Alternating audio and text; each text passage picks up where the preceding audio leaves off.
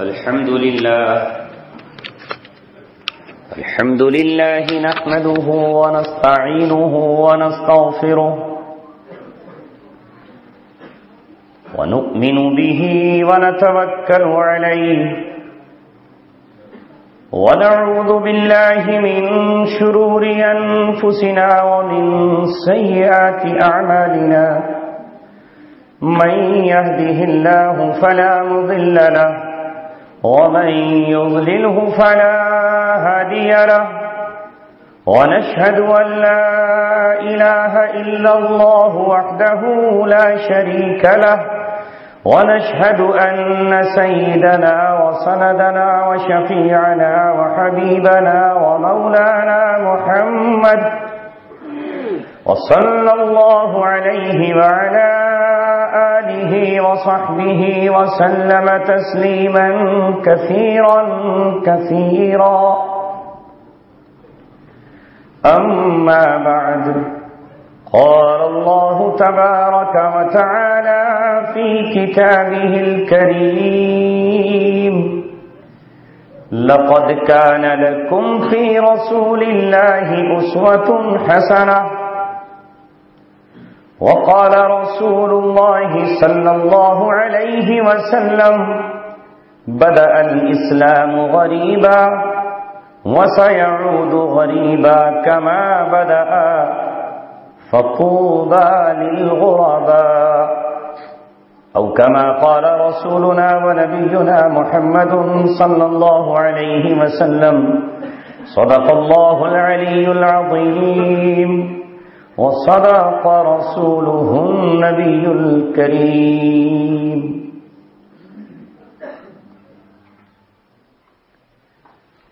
آسماں ہوگا سحر کے نور سے آئینہ پوش اور ظلمت رات کی سیما پا ہو جائے گی۔ آسماں ہوگا سحر کے نور سے آئینہ پوش اور ظلمت رات کی سیما پا ہو جائے گی۔ پھر دلوں کو یاد آ جائے گا پیغام سجود، پھر جبیں خاک حرم سے آشنا ہو جائے گی۔ آنکھ جو کچھ دیکھتی ہے لب پہ آ سکتا نہیں، محو حیرت ہوں کہ دنیا کیا سے کیا ہو جائے گی۔ شب گریزہ ہوگی آخر جلوہ خورشید سے، یہ چمن معمور ہوگا نغمہ توحید سے۔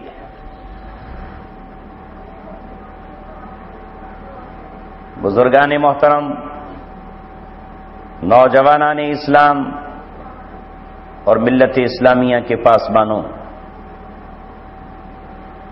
گزشتہ سالوں کی طرح امسال بھی ہم اور آپ ربیع الاول کی نسبت پر سرکار انبیاء صلی اللہ علیہ وسلم کی سیرت کو سننے کے لیے اور اس کو بیان کرنے کے لیے جمع ہو گئے۔ مختصر سے وقت میں بڑی جامع گفتگو حضرت مفتی اسد قاسم صاحب دامت برکاتہم العالیہ نے آپ کے سامنے کی، اور ویسے بھی آپ حضرات کو یہ شرف حاصل ہے کہ اللہ تبارک و تعالی نے سنبھل کو اور خاص طور سے اس کے محل دیپا سرائے کو ایک عالم حق عطا فرمایا، جو صرف نہ یہ کہ آپ کی اس مسجد میں یا اس بستی میں بلکہ ہندوستان کے مختلف گوشوں اور کونوں میں پہنچ کر اس زبان میں جس زبان میں اللہ تبارک و تعالیٰ نے قرآن کو نازل کیا ہے، یعنی عربی زبان میں اللہ کا پیغام امت کو پہنچا رہے ہیں۔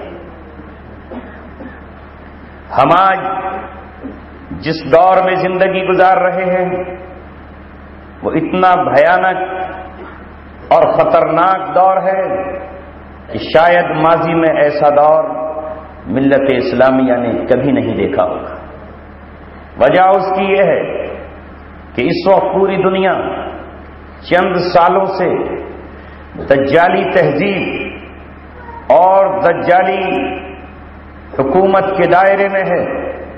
دجال سے ہاتھ ملانے والی قومیں پوری طرح سے اس امت کو اپنی گرفت میں لے چکی ہیں۔ وہ تو چند اہل حق ہیں جن کے سینوں کو اللہ تبارک و تعالیٰ نے محفوظ رکھا ہے. وہ تو چند دیوانے ہیں جن کو اللہ تبارک و تعالیٰ نے باطل کے فتنوں سے صحیح سالم رکھا ہے. آج ہو یہ گیا ہے کہ لوگوں کو حق باطل نظر آ رہا ہے اور باطل حق نظر آ رہا ہے.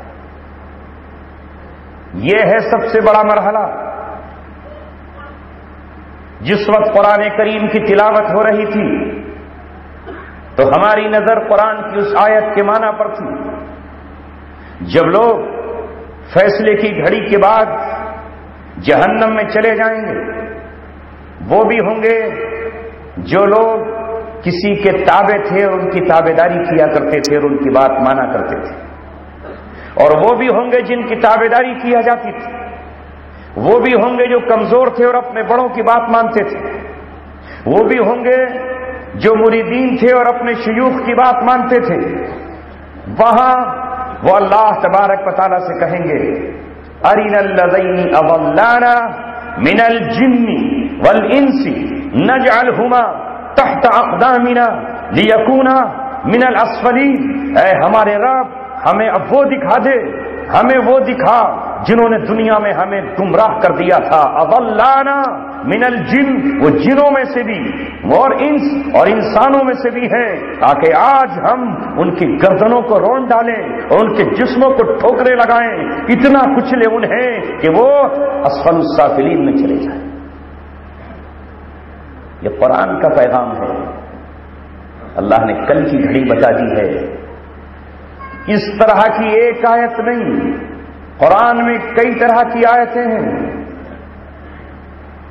کئی آیات ہیں کہ جن کی اتباع کر رہے تھے دنیا میں وہ تو دامن جھاڑ کے چلے جائیں گے, کہیں گے ہم نے کون سا تمہیں مجبور کیا تھا کہ ہمارے یہاں آؤ. آج یہ وہ زمانہ ہے کہ جس زمانے میں امت مسلمہ پریشانیوں کا شکار ہے. وہ جائے تو کہاں جائے. وہ حق پوچھنے جاتی ہے مگر حق بتانے والوں نے طے کر لیا ہے کہ وہ حق کو نہیں بتائے. ابھی سیرت کا تذکرہ آپ نے سنا, میں ادھر ذرا بعد میں آؤں گا. پہلے آپ صلی اللہ علیہ وسلم کی آمد سے پہلے کا ذرا منظر کھینچ دیتا ہوں.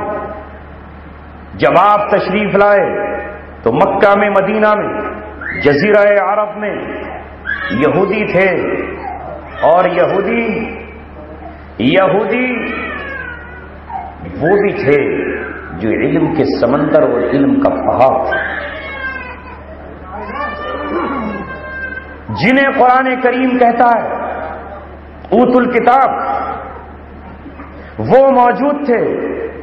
اب جب محمد رسول اللہ صلی اللہ علیہ وسلم کی بعثت ہوئی اور آپ نبی بنا دیے گئے, اور جب آپ نے نبوت کا اعلان کیا, جیسا کبھی آپ نے سنا, جب کوہ صفا سے کھڑے ہو کر آپ نے کہا میں اللہ تبارک و تعالیٰ کا رسول ہوں, جب آپ نے مکہ میں یہ آواز لگائی تو فارا کی چوٹیوں سے لگی ہوئی آواز کسرا تک بھی پہنچی, قیصر تک بھی پہنچی, جزیرہ عرب میں تو گونج اٹھی, اہل طائف تک پہنچی, اہل مدینہ تک پہنچی, بنو قریظہ اور بنو نذیر تک پہنچی, ان تمام آواز پہنچی. تو ظاہر ہے کہ اس وقت کے جو اہل علم تھے, جن کے پاس تورات تھی, جن کے پاس انجیل تھی, یا جن کے پاس زبور تھی, جو اس زمانے کے ربانی جین کہلاتے تھے, جو اس زمانے کے احبار کہلاتے تھے, جو اس زمانے میں پوری دنیا کو اپنی گرفت میں لیے ہوئے تھے, لوگوں نے ان سے جا کر پوچھا کہ یہ وہی محمد رسول اللہ ہیں جن کے بارے میں تم یہ کہتے تھے کہ وہ آئیں گے, جن کے بارے میں یہ کہا جاتا تھا کہ عیسیٰ ابن مریم ان کی خوشخبریاں سنائیں گے, کیا یہ وہی ہیں جن کے آنے کی خوشخبریاں تورات میں دی گئی تھیں؟ کیا یہ وہی ہستی ہے جس کے آنے کے بارے میں ہر نبی نے اپنی امت کو بتایا تھا کہ ایک نبی آئیں گے جو خاتم النبیین ہوں گے, ایک نبی آئیں گے جو امام المرسلین ہوں گے, ایک نبی آئیں گے جو آخری پیغمبر ہوں گے, جن پر رسالت ختم ہو جائے گی, جن پر نبوت ختم ہو جائے گی, جن پر کتاب شریعت مکمل ہو جائے گی. کیا یہ وہی ہیں؟ ظاہر ہے کہ عوام کس سے پوچھے گی؟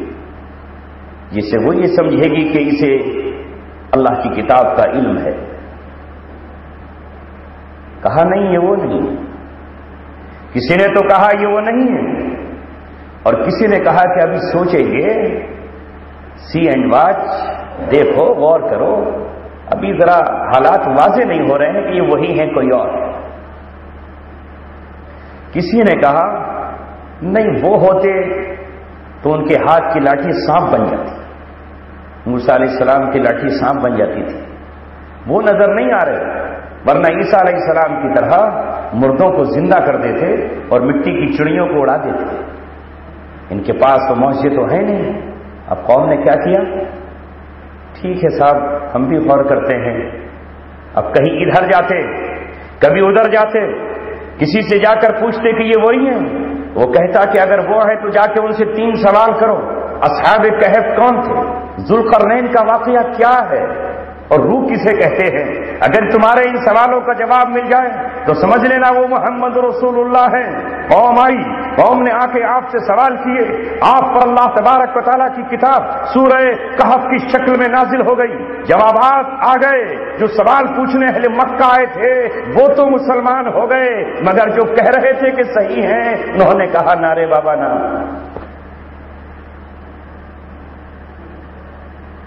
انہوں نے منع کر دیا کہ ہم اب ایمان نہیں لائیں. پھر کہا جب لوگوں نے جا کے پوچھا بھئی بہت سے لوگ ایمان لا رہے ہیں، ان پر کیا یہ وہی ہیں؟ کہنے لگے ان سے جا کے پوچھو وہ کون نبی تھے جو اپنے باپ سے جدا ہو گئے تھے اور روتے روتے ان کے باپ نابینا ہو گئے تھے، پوچھو ان سے. اب جا کے جب یہ سوال کیا تو اللہ تبارک و تعالیٰ نے سورہ یوسف کو بیان کیا، بڑی تفصیل کے ساتھ بیان کیا، احسن القصص کہہ کے قصوں میں سب سے اچھا قصہ بیان کیا. اہل مکہ جو مشرکین تھے وہ تو ایمان لے آئے، مگر یہ حضرت والا جو اماموں کے امام تھے، جو بہت سارے مریدین کے پیشوا تھے، جن کے ہاتھ چومے جا رہے تھے، جن کے پیر دبائے جا رہے تھے، جن کے سر پہ خوشبودار تیل کی مالش کی جا رہی تھی، جن کے کاندھے دبانے والا الگ تھا تو ہاتھ کی انگلیاں چٹکانے والا الگ تھا. انہوں نے کہا کہ اگر ہم نے یہ کہہ دیا کہ یہ آخری پیغمبر ہیں تو یہ تو سارے بھاگ جائیں گے، اس لیے کہ اب رسالت آ چکی ہے، نبوت آ چکی ہے، محمد رسول اللہ آ چکے ہیں. لہذا کہا نہیں یہ وہ نہیں ہے، وہ نہیں ہے، نہیں ہے، کہیں چھپا دیا، کہیں انہوں نے گڈمٹ کر دیا، اور سبب بنے اس بات کا کہ لوگ پہلے مرحلے میں ایمان نہ لے آئے. اسی لیے قرآن نے کہا وَلَا تَكُونُوا أَوَّلَ كَافِرٍ بِهِ، تم پہلے انکار کرنے والے نہ بنو. جس وقت یہ باتیں کر رہے تھے قرآن نے ان کے بارے میں کہا ہم یومئذ اقرب للکفر، یہ اس دن کفر کے زیادہ نزدیک تھے، ایمان اور اسلام کے نزدیک نہیں تھے، کافروں کے زیادہ قریب تھے. یہاں تک کہ ان میں علم کے سمندر اور پہاڑ عبداللہ بن سلام رضی اللہ تعالی عنہ جب ان کے بارے میں پوچھا گیا بتاؤ عبداللہ بن سلام کے بارے میں تمہارا کیا خیال ہے، کہا ہمارا سب سے سمجھدار بندہ ہے، ہمارا سب سے متقی اور پرہیزگار یہ شخص ہے، علم کا سمندر، علم کا دریا اور پہاڑ ہے. لیکن جب عبداللہ بن سلام نے محمد رسول اللہ صلی اللہ علیہ وسلم کا ساتھ دیا اور آپ پر ایمان لائے تو کہا سب سے بڑا بیوقوف یہی ہے.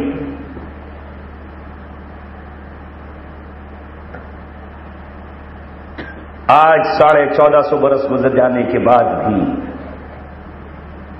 چونکہ جو خبر نبی پاک صلی اللہ علیہ وسلم نے دی ہے وہ ہو کے رہے گی.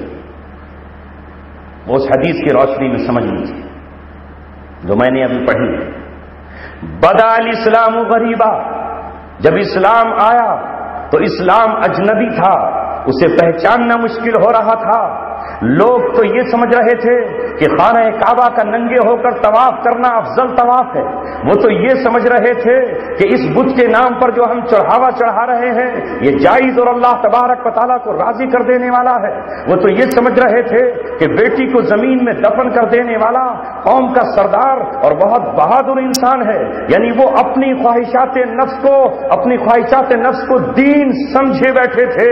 جب دین ان کے درمیان آیا تو وہ اجنبی تھا، وہ اسے پہچان نہیں رہے تھے کہ دین ایسا بھی ہوا کرتا ہے. توحید اس چیز کو کہا کرتے ہیں کہ جس میں بتوں کی پرستش نہ ہو وہ تو بہن سے نکاح کرنا جائز سمجھ رہے تھے، وہ تو ایک عورت کے ساتھ کئی لوگ زناکاری کرتے تھے اور اسے بھی نکاح کا نام دے دیا کرتے تھے، وہ اسے بھی نکاح سمجھ رہے تھے۔ نکاح کے 4 طریقے انہوں نے اختیار کیے ہوئے تھے، یہ بھی صحیح ہے، یہ بھی صحیح ہے، وہ بھی صحیح ہے، یہ بھی صحیح ہے، لیکن جب محمد رسول اللہ تشریف لائے انہوں نے کہا نکاح کا یہ طریقہ بھی باطل ہے، یہ بھی باطل ہے، یہ بھی باطل ہے۔ ایک طریقہ صحیح ہے جس میں قوم کے شریف اور لڑکی کے ذمہ داران اس کو تلاش کرے، پھر نکاح میں مہر متعین کر دیا جائے، 2 مسلمان گواہوں کی موجودگی میں نکاح پڑھا جائے، ایجاب و قبول کرایا جائے، یہ نکاح باقی رہے گا تو یہ انہیں اجنبی لگا۔ آپ نے خبر دے دی ایک وقت ایسا آئے گا کہ اسلام پھر اجنبی ہو جائے گا، وَسَيَعُودُ غَرِيبًا، پھر غریب ہو جائے گا، كَمَا بَدَأَ، جیسے کہ وہ شروع ہوا تھا اسی طرح اسلام کی اصل تصویر لوگوں کے سامنے مسخ کر دی جائے گی، چینج کر دی جائے گی، بدل دی جائے گی۔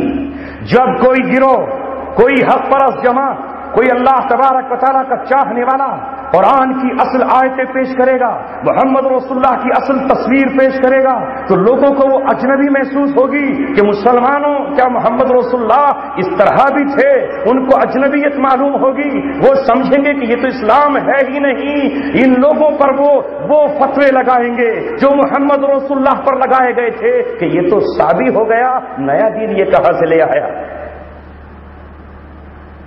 جبکہ آپ دین حق بیان کر رہے تھے۔ لوگوں نے ایمان لائے، بہت کم لوگ شروع میں ایمان لائے، سوچتے ہی رہ گئے۔ آج بھی تقریباً آپ صلی اللہ علیہ وسلم کی سیرت کے ساتھ کسی اور نے نہیں، ہم نے یہ ظلم کیا۔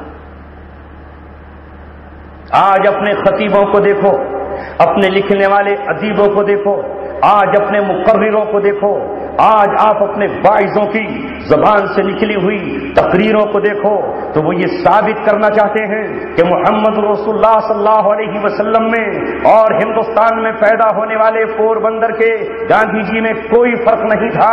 گاندھی بھی امن کی بات کرتا رہا، شانتی کی بات کرتا رہا، گاندھی نے کبھی ہتھیار نہیں اٹھائے، گاندھی نے کبھی کوئی تلوار نہیں اٹھائی، وہ انقلاب لانے کی بات کرتا رہا، نہیں عدم تشدد سے انقلاب آئے گا۔ ایک مقام پر لوگوں نے انگریزی فوجوں پہ حملہ کر دیا تو کہنے لگا یہ میرے طریقے کے خلاف ہے، یہ میرے مشن کے خلاف ہے، لہذا میں تم سے ناراض ہو کر پھر واپس لندن چلا جاؤں گا، میں پھر واپس افریقہ چلا جاؤں گا۔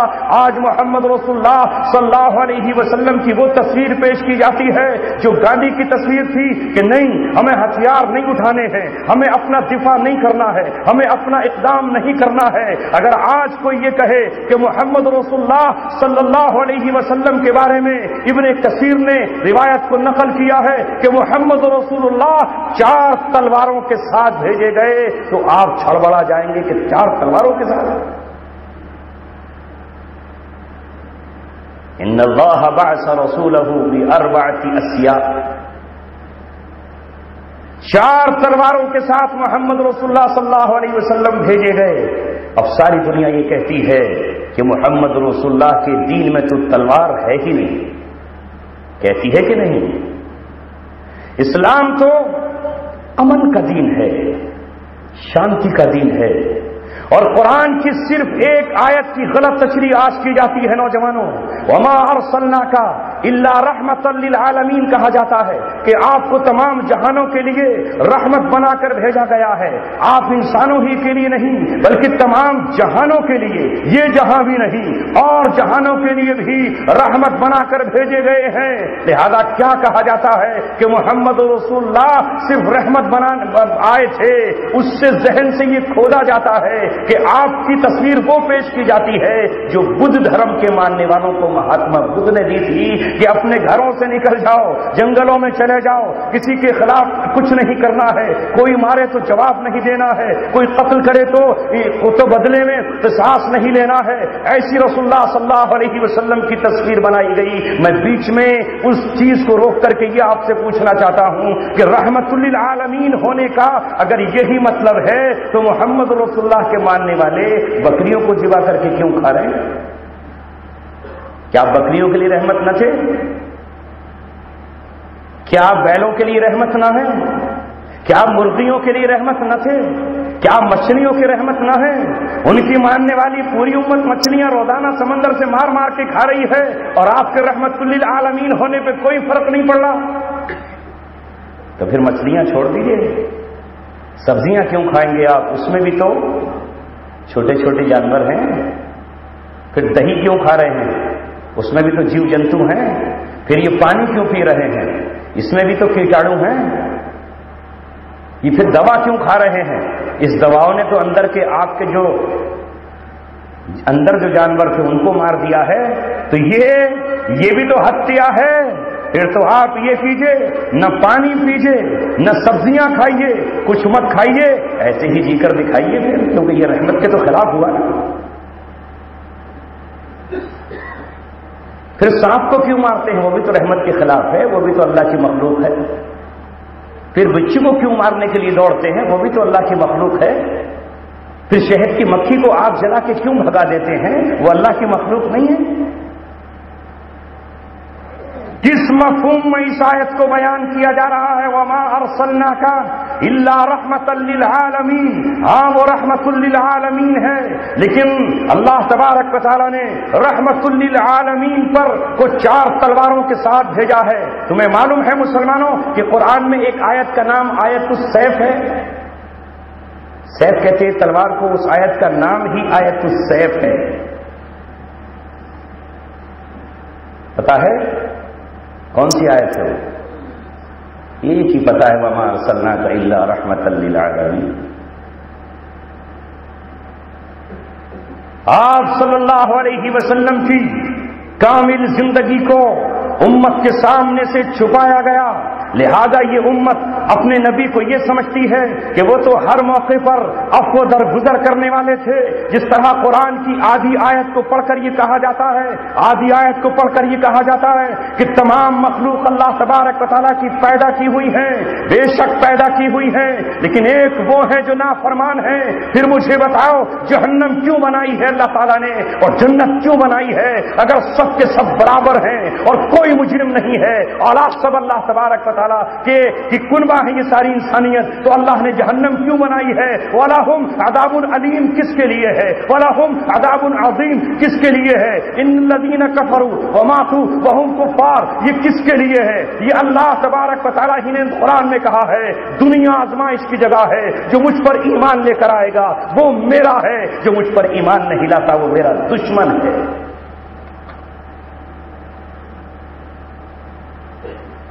وہ دشمن ہے۔ آیت السیف کیا ہے؟ لوگ کہتے ہیں سب ایک باپ کی اولاد ہے آدم کی، اور سب ایک ماں کی اولاد ہے حوا کی، تو پھر قابیل کا کیا حکم؟ پھر قابیل کا کیا حکم ہے جس نے حابیل کا قتل کیا؟ جب سب ایک ہی کی اولاد ہیں تو سب آدم علیہ السلام کی اولاد ہیں، پھر نوح علیہ السلام کی بد دعا پر یہ سب کے سب کیوں ہلاک کر دیے گئے؟ جب سب اللہ تبارک و تعالیٰ کی اولاد ہے تو نوح علیہ السلام کی پوری قوم کو کیوں پانی میں ڈبو دیا گیا؟ یہاں تک کہ نوح علیہ السلام کی بیوی تک نہ بچی اور ان کا بیٹا کنعان تک نہ بچا۔ اگر سب اللہ تبارک و تعالیٰ کی اولاد ہیں تو پھر یہ کیوں ڈبوئے گئے اور صرف 80 آدمی کیوں بچے؟ وہ اللہ نے ان کو کیوں بچایا؟ جب سب اللہ کی اولاد ہے تو قوم سمود کو کیوں ہلاک کر دیا گیا؟ قوم سمود کو کیوں ہلاک کیا گیا؟ صالح علیہ السلام اور ان کے ساتھی ہی کیوں بچے؟ جب سب اللہ کی اولاد ہے تو قوم عاد کو جن کے درمیان حضرت ہود علیہ السلام آئے تھے انہیں اللہ تبارک و تعالیٰ نے ہوائیں چلا کر کے کیوں ہلاک کیا ہے؟ ایسا ہلاک کیا کأنہم اعجاز نخل خاویہ، وہ زمین پہ اس طرح پڑے ہوئے تھے جس طرح کھجور کے درخت پڑے ہوتے ہیں. هل تری لهم من باقیہ، اللہ پوچھتا ہے کہ ان میں کوئی ہے بچا ہوا؟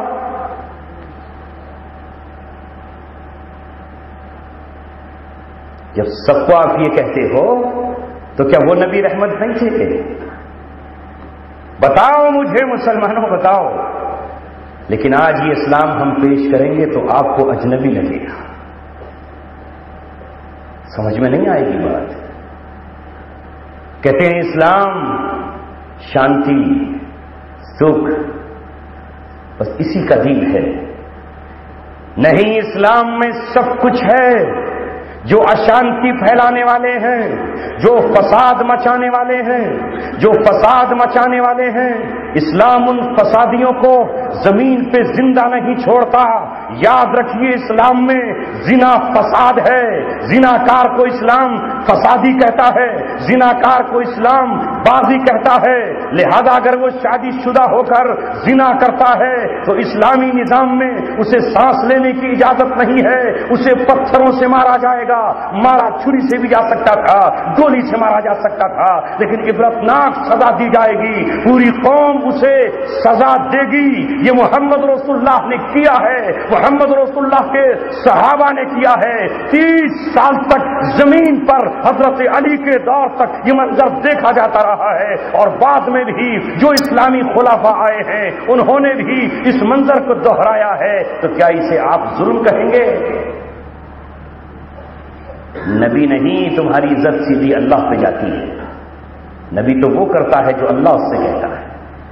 وما ينطق عن الهوى ان هو الا وحی یوحى. تم اللہ تعالیٰ کو کیوں نہیں کہتے کہ اللہ تبارک و تعالیٰ ظالم ہے؟ سیدھے اللہ تبارک و تعالیٰ کو کہو کہ اللہ تبارک و تعالیٰ نے زناکاروں کو مارنے کے لیے کیوں کہا ہے؟ اللہ تبارک و تعالیٰ نے چوروں کا ہاتھ کاٹنے کے لیے کیوں کہا ہے؟ اللہ تبارک و تعالیٰ نے شراب پینے والے کی کمر پر کوڑے لگانے کو کیوں کہا ہے؟ اللہ تبارک و تعالیٰ نے جھوٹی تہمت باندھنے والے کی سزا کیوں متعین کی ہے؟ کیوں نہیں کہتے کہ اللہ تبارک و تعالیٰ اپنے بندوں پہ ظلم کر رہا ہے؟ ارے جو کچھ نبی نے کیا اللہ کے حکم سے کیا، یہ ظلم نہیں ہے، یہ انصاف ہے. اس نے ظلم کیا ہے، یہ ظلم کے بدلے میں ہو رہا ہے. لیکن اللہ تبارک و تعالیٰ کو نہ ماننے والی قومیں، شیطان کو ماننے والی قومیں یہی کہتی ہیں کہ اللہ تبارک و تعالیٰ کے حکم پر چلنا فساد ہے اور شیطان کے حکم پر چلنا فساد نہیں ہے. وہ زنا کو فساد نہیں کہتے کہ زنا سے فساد پھیلتا ہے. ایک زناکار جب زنا کرتا ہے اور اس کے نتیجے میں جو بچہ ناجائز پیدا ہوتا ہے اسے یہ دونوں مل کر مار دیتے ہیں، اسے یہ قتل کر دیتے ہیں، قتل کر کے اسے نالیوں میں چھپا دیتے ہیں، قتل کر کے اسے کوڑی پر ڈال دیتے ہیں. ایک طرف زنا ہوا، کسی کی عورت کی آبرو پر حملہ ہوا، کسی کی شوہر کی عزت پہ حملہ ہوا، اسے یہ فساد نہیں کہہ رہے، اس قتل کو فساد نہیں کہہ رہے، اس لیے کہ یہ تو دونوں زناکار اور زناکار عورت کے رضامندی سے قتل ہوا ہے، یہ فساد تھوڑی ہے. اسلام کیا بنا دیا آپ نے اسلام کو؟ اسلام کی اصل تصویر محمد رسول اللہ صلی اللہ علیہ وسلم نے پیش کی ہے. یاد رکھو، میں نے کل امروہہ کی سرزمین پر کہا اور آج آپ سے کہتا ہوں، نیلسن منڈیلا ہمارا رہنما نہیں ہے کہ وہ انقلاب جس طرح لایا ہے ہم اس کے نقش قدم پر انقلاب لائیں گے. ہمارے لیے رہنما ہٹلر نہیں ہے، ہمارے لیے اسٹالن نہیں ہے، ہمارے لیے مسولینی نہیں ہے، ہمارے لیے آئنسٹائن نہیں ہے، ہمارے لیے لینن اور مارکس نہیں ہے، میکس ویبر نہیں ہے. ہمارا رہنما 1450 برس پہلے غار ہرا سے قرآن لے کر، تاج نبوت سجا کر، شریعت مطہرہ لے کر مکہ اور مدینہ کی سرزمین پہ آ گیا ہے. اس نے جو جائز کہا ہے ہم اسے جائز کہیں گے، اس نے جو ناجائز کہا ہے ہم اسے ناجائز کہیں گے. اس پر جو حکم آیا ہے اس پہ ہم کل بھی عمل کرتے تھے اور آج بھی عمل کریں گے. لہذا محمد رسول اللہ صلی اللہ علیہ وسلم نے جب مدینے کی سرزمین پہ قدم رکھا اور جب بدر کے میدان میں ابو جہل لشکر لے کے اترا تو محمد رسول اللہ نے اس سے جنگ کیوں کی؟ اسے امن کا پیغام دیتے. جنگ کی کہ نہیں کی؟ ارے میں آپ سے پوچھ رہا ہوں، جنگ ہوئی کہ نہیں ہوئی؟ جنگ بدر ہے اسلام میں؟ تو اس جنگ میں کیا ہوا تھا؟ اس جنگ میں کیا ہوا تھا؟ دونوں طرف سے چائے پلائی گئی تھی، دونوں طرف سے ٹی پارٹی چلی تھی. ادھر ابو جہل بیٹھا تھا، ادھر محمد رسول اللہ بیٹھے تھے، مرغ کی تشتریاں لگی ہوئی تھیں اور دونوں فرائی استعمال کر رہے تھے اور دونوں کمپرومائز کر رہے تھے اور دونوں کہہ رہے تھے تم بھی یہ آدم کی اولاد، ہم بھی آدم کی اولاد، تم بھی قریشی ہم بھی قریشی، لہذا آؤ تمہارا بھی دین صحیح ہمارا بھی دین صحیح، تم بھی اللہ کو مانتے ہو ہم بھی اللہ کو مانتے ہیں، ہم بھی انکار نہیں کرتے تم بھی انکار نہیں کرتے. کیا ہوا تھا اس بدر کے میدان میں؟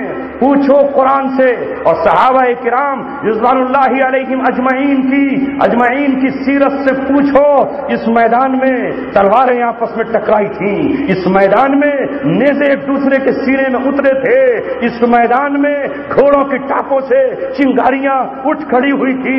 یہی وہ میدان تھا جس میدان میں افرا کے دو بیٹوں نے ابو جہل کی گھوڑے کی ٹانگیں کاٹ کر اسے ادمرا کر دیا تھا. یہی وہ میدان تھا جہاں قرآن کا حافظ، جہاں قرآن کا مفسر، جہاں قرآن کا مدبر، جہاں قرآن کی تفسیر کرنے والا عبداللہ بن مسعود ابو جہل کے سینے پر بیٹھ گیا تھا اور اس کا سر کاٹ کے لا کر محمد رسول اللہ کو دیا تھا. یہی وہ میدان تھا جس میدان میں حضرت بلال جو مسجد نبوی کا مؤذن تھا، جو مسجد نبوی کا مؤذن تھا، وہ امیہ کے سینے پہ چڑھ بیٹھا تھا اور انصار کو آواز دی تھی اگر آج امیہ بچ کر نکل گیا تو بلال کے لیے اس سے برا دن کوئی نہیں ہو سکتا ہے. اس کی آواز پر اہل انصار دوڑ پڑے تھے. عبد الرحمن بن عوف امیہ کو بچانے کے لیے اس کے اوپر لیٹ گئے کہ میں اسے بچا لوں گا، قیدی بنا لوں گا، لیکن اہل انصار نے، اہل مدینہ نے کہا بلال یہ نہیں ہو سکتا کہ تیرے کلیجے کو ہم ٹھنڈک نہ پہنچائے. سائڈ سے تلواروں سے اس کا کام تمام ہے. یہ اسلام میں ہے یا نہیں ہے؟ پوچھنا ذرا جا کے. حسین چہرے، خوبصورت لوگ، ٹی وی پر آنے والے، میڈیا پہ جگہ پانے والے، یہ کہیں گے اسلام میں یہ نہیں ہے. نبی پاک صلی اللہ علیہ وسلم تو سراپا درگزر کرنے والے، سراپا معاف کر دینے والے، سراپا درگزر کرنے والے تھے. تو یہاں ان 70 کو معاف کیوں نہیں کیا؟ یہ 70 بدر کے کنویں میں کیوں ڈالے گئے؟ ان کے کنویں کے من پہ کھڑے ہو کر محمد رسول اللہ نے کیوں کہا قد وجدنا ما وعدنا ربنا حقا هل وجدتم ما وعد ربكم حقا؟ میرے رب نے جو مجھ سے وعدہ کیا تھا اے میرے بندے میں تیری مدد کر کے رہوں گا، میں تیرے دشمنوں کو تباہ کر کے رہوں گا، میں انہیں خاک و خون میں تڑپا کے رہوں گا، میں ولید بن مغیرہ کی ناک پہ نشان لگاؤں گا، اس کی ناک کاٹ ڈالوں گا. سنسمہ علی الخرطوم، میں نے تجھ سے مکہ میں وعدہ کیا تھا اگر یہ باز نہیں آیا ابو جہل لئن لم ینتہی لنسفعا بالناصیہ، تو میں اس کی پیشانی کو پکڑوں گا. جھوٹی پیشانی، خطاکار کی پیشانی. آج اس کی پیشانی کو پکڑے ہوئے اس کا سر عبداللہ بن مسعود تیرے پاس لے آیا، میرا وعدہ پورا ہوا. محمد رسول اللہ کیوں کہہ رہے تھے یہ؟ اور آج محمد رسول اللہ بدر کے میدان سے واپس جا کر جب مدینہ منورہ پہنچے ہیں تو ان قیدیوں کو مسجد نبوی کے ستون سے باندھ دیا. باندھا کہ نہیں باندھا؟ کل تک وہاں نماز ہوتی تھی، ذکر ہوتا تھا، آج قیدی بنے ہوئے. آج کوئی مسجد میں لا کر قیدی باندھ دے تو آپ کیا کہیں گے کہ مسجد اس کام کے لیے ہے؟ قیدیوں کو یہاں لا کے باندھتے ہو؟ یہ تو کہتے ہیں ہم کہ ہر مسجد نبی کے ماحول میں ڈھل جائے، ہر مسجد کا ماحول مسجد نبوی کا ماحول بن جائے. لیکن پہلے ماحول تو سمجھو کہ مسجد نبوی کا ماحول کیا تھا. پوری بات بتاؤ امت کو. یہاں پر چھوڑ دیتے ہو کہ اصحاب صفہ وہاں قرآن سیکھتے تھے، حدیث سیکھتے تھے، تفسیر سیکھتے تھے، غریب صحابہ وہاں کھجور ستے کی کھا لیتے تھے. لیکن یہ کیوں نہیں بتاتے کہ اسی مسجد میں محمد رسول اللہ جنگ کے لشکر تیار کیا کرتے تھے. اسی مسجد میں محمد رسول رسول اللہ قیدیوں کے سلسلے میں عمر سے، ابو بکر صدیق سے اور صحابہ سے مشورہ کیا کرتے تھے۔ یہی مسجد نبوی تھی کہ یہاں ان قیدیوں سے فدیہ لیا گیا تھا۔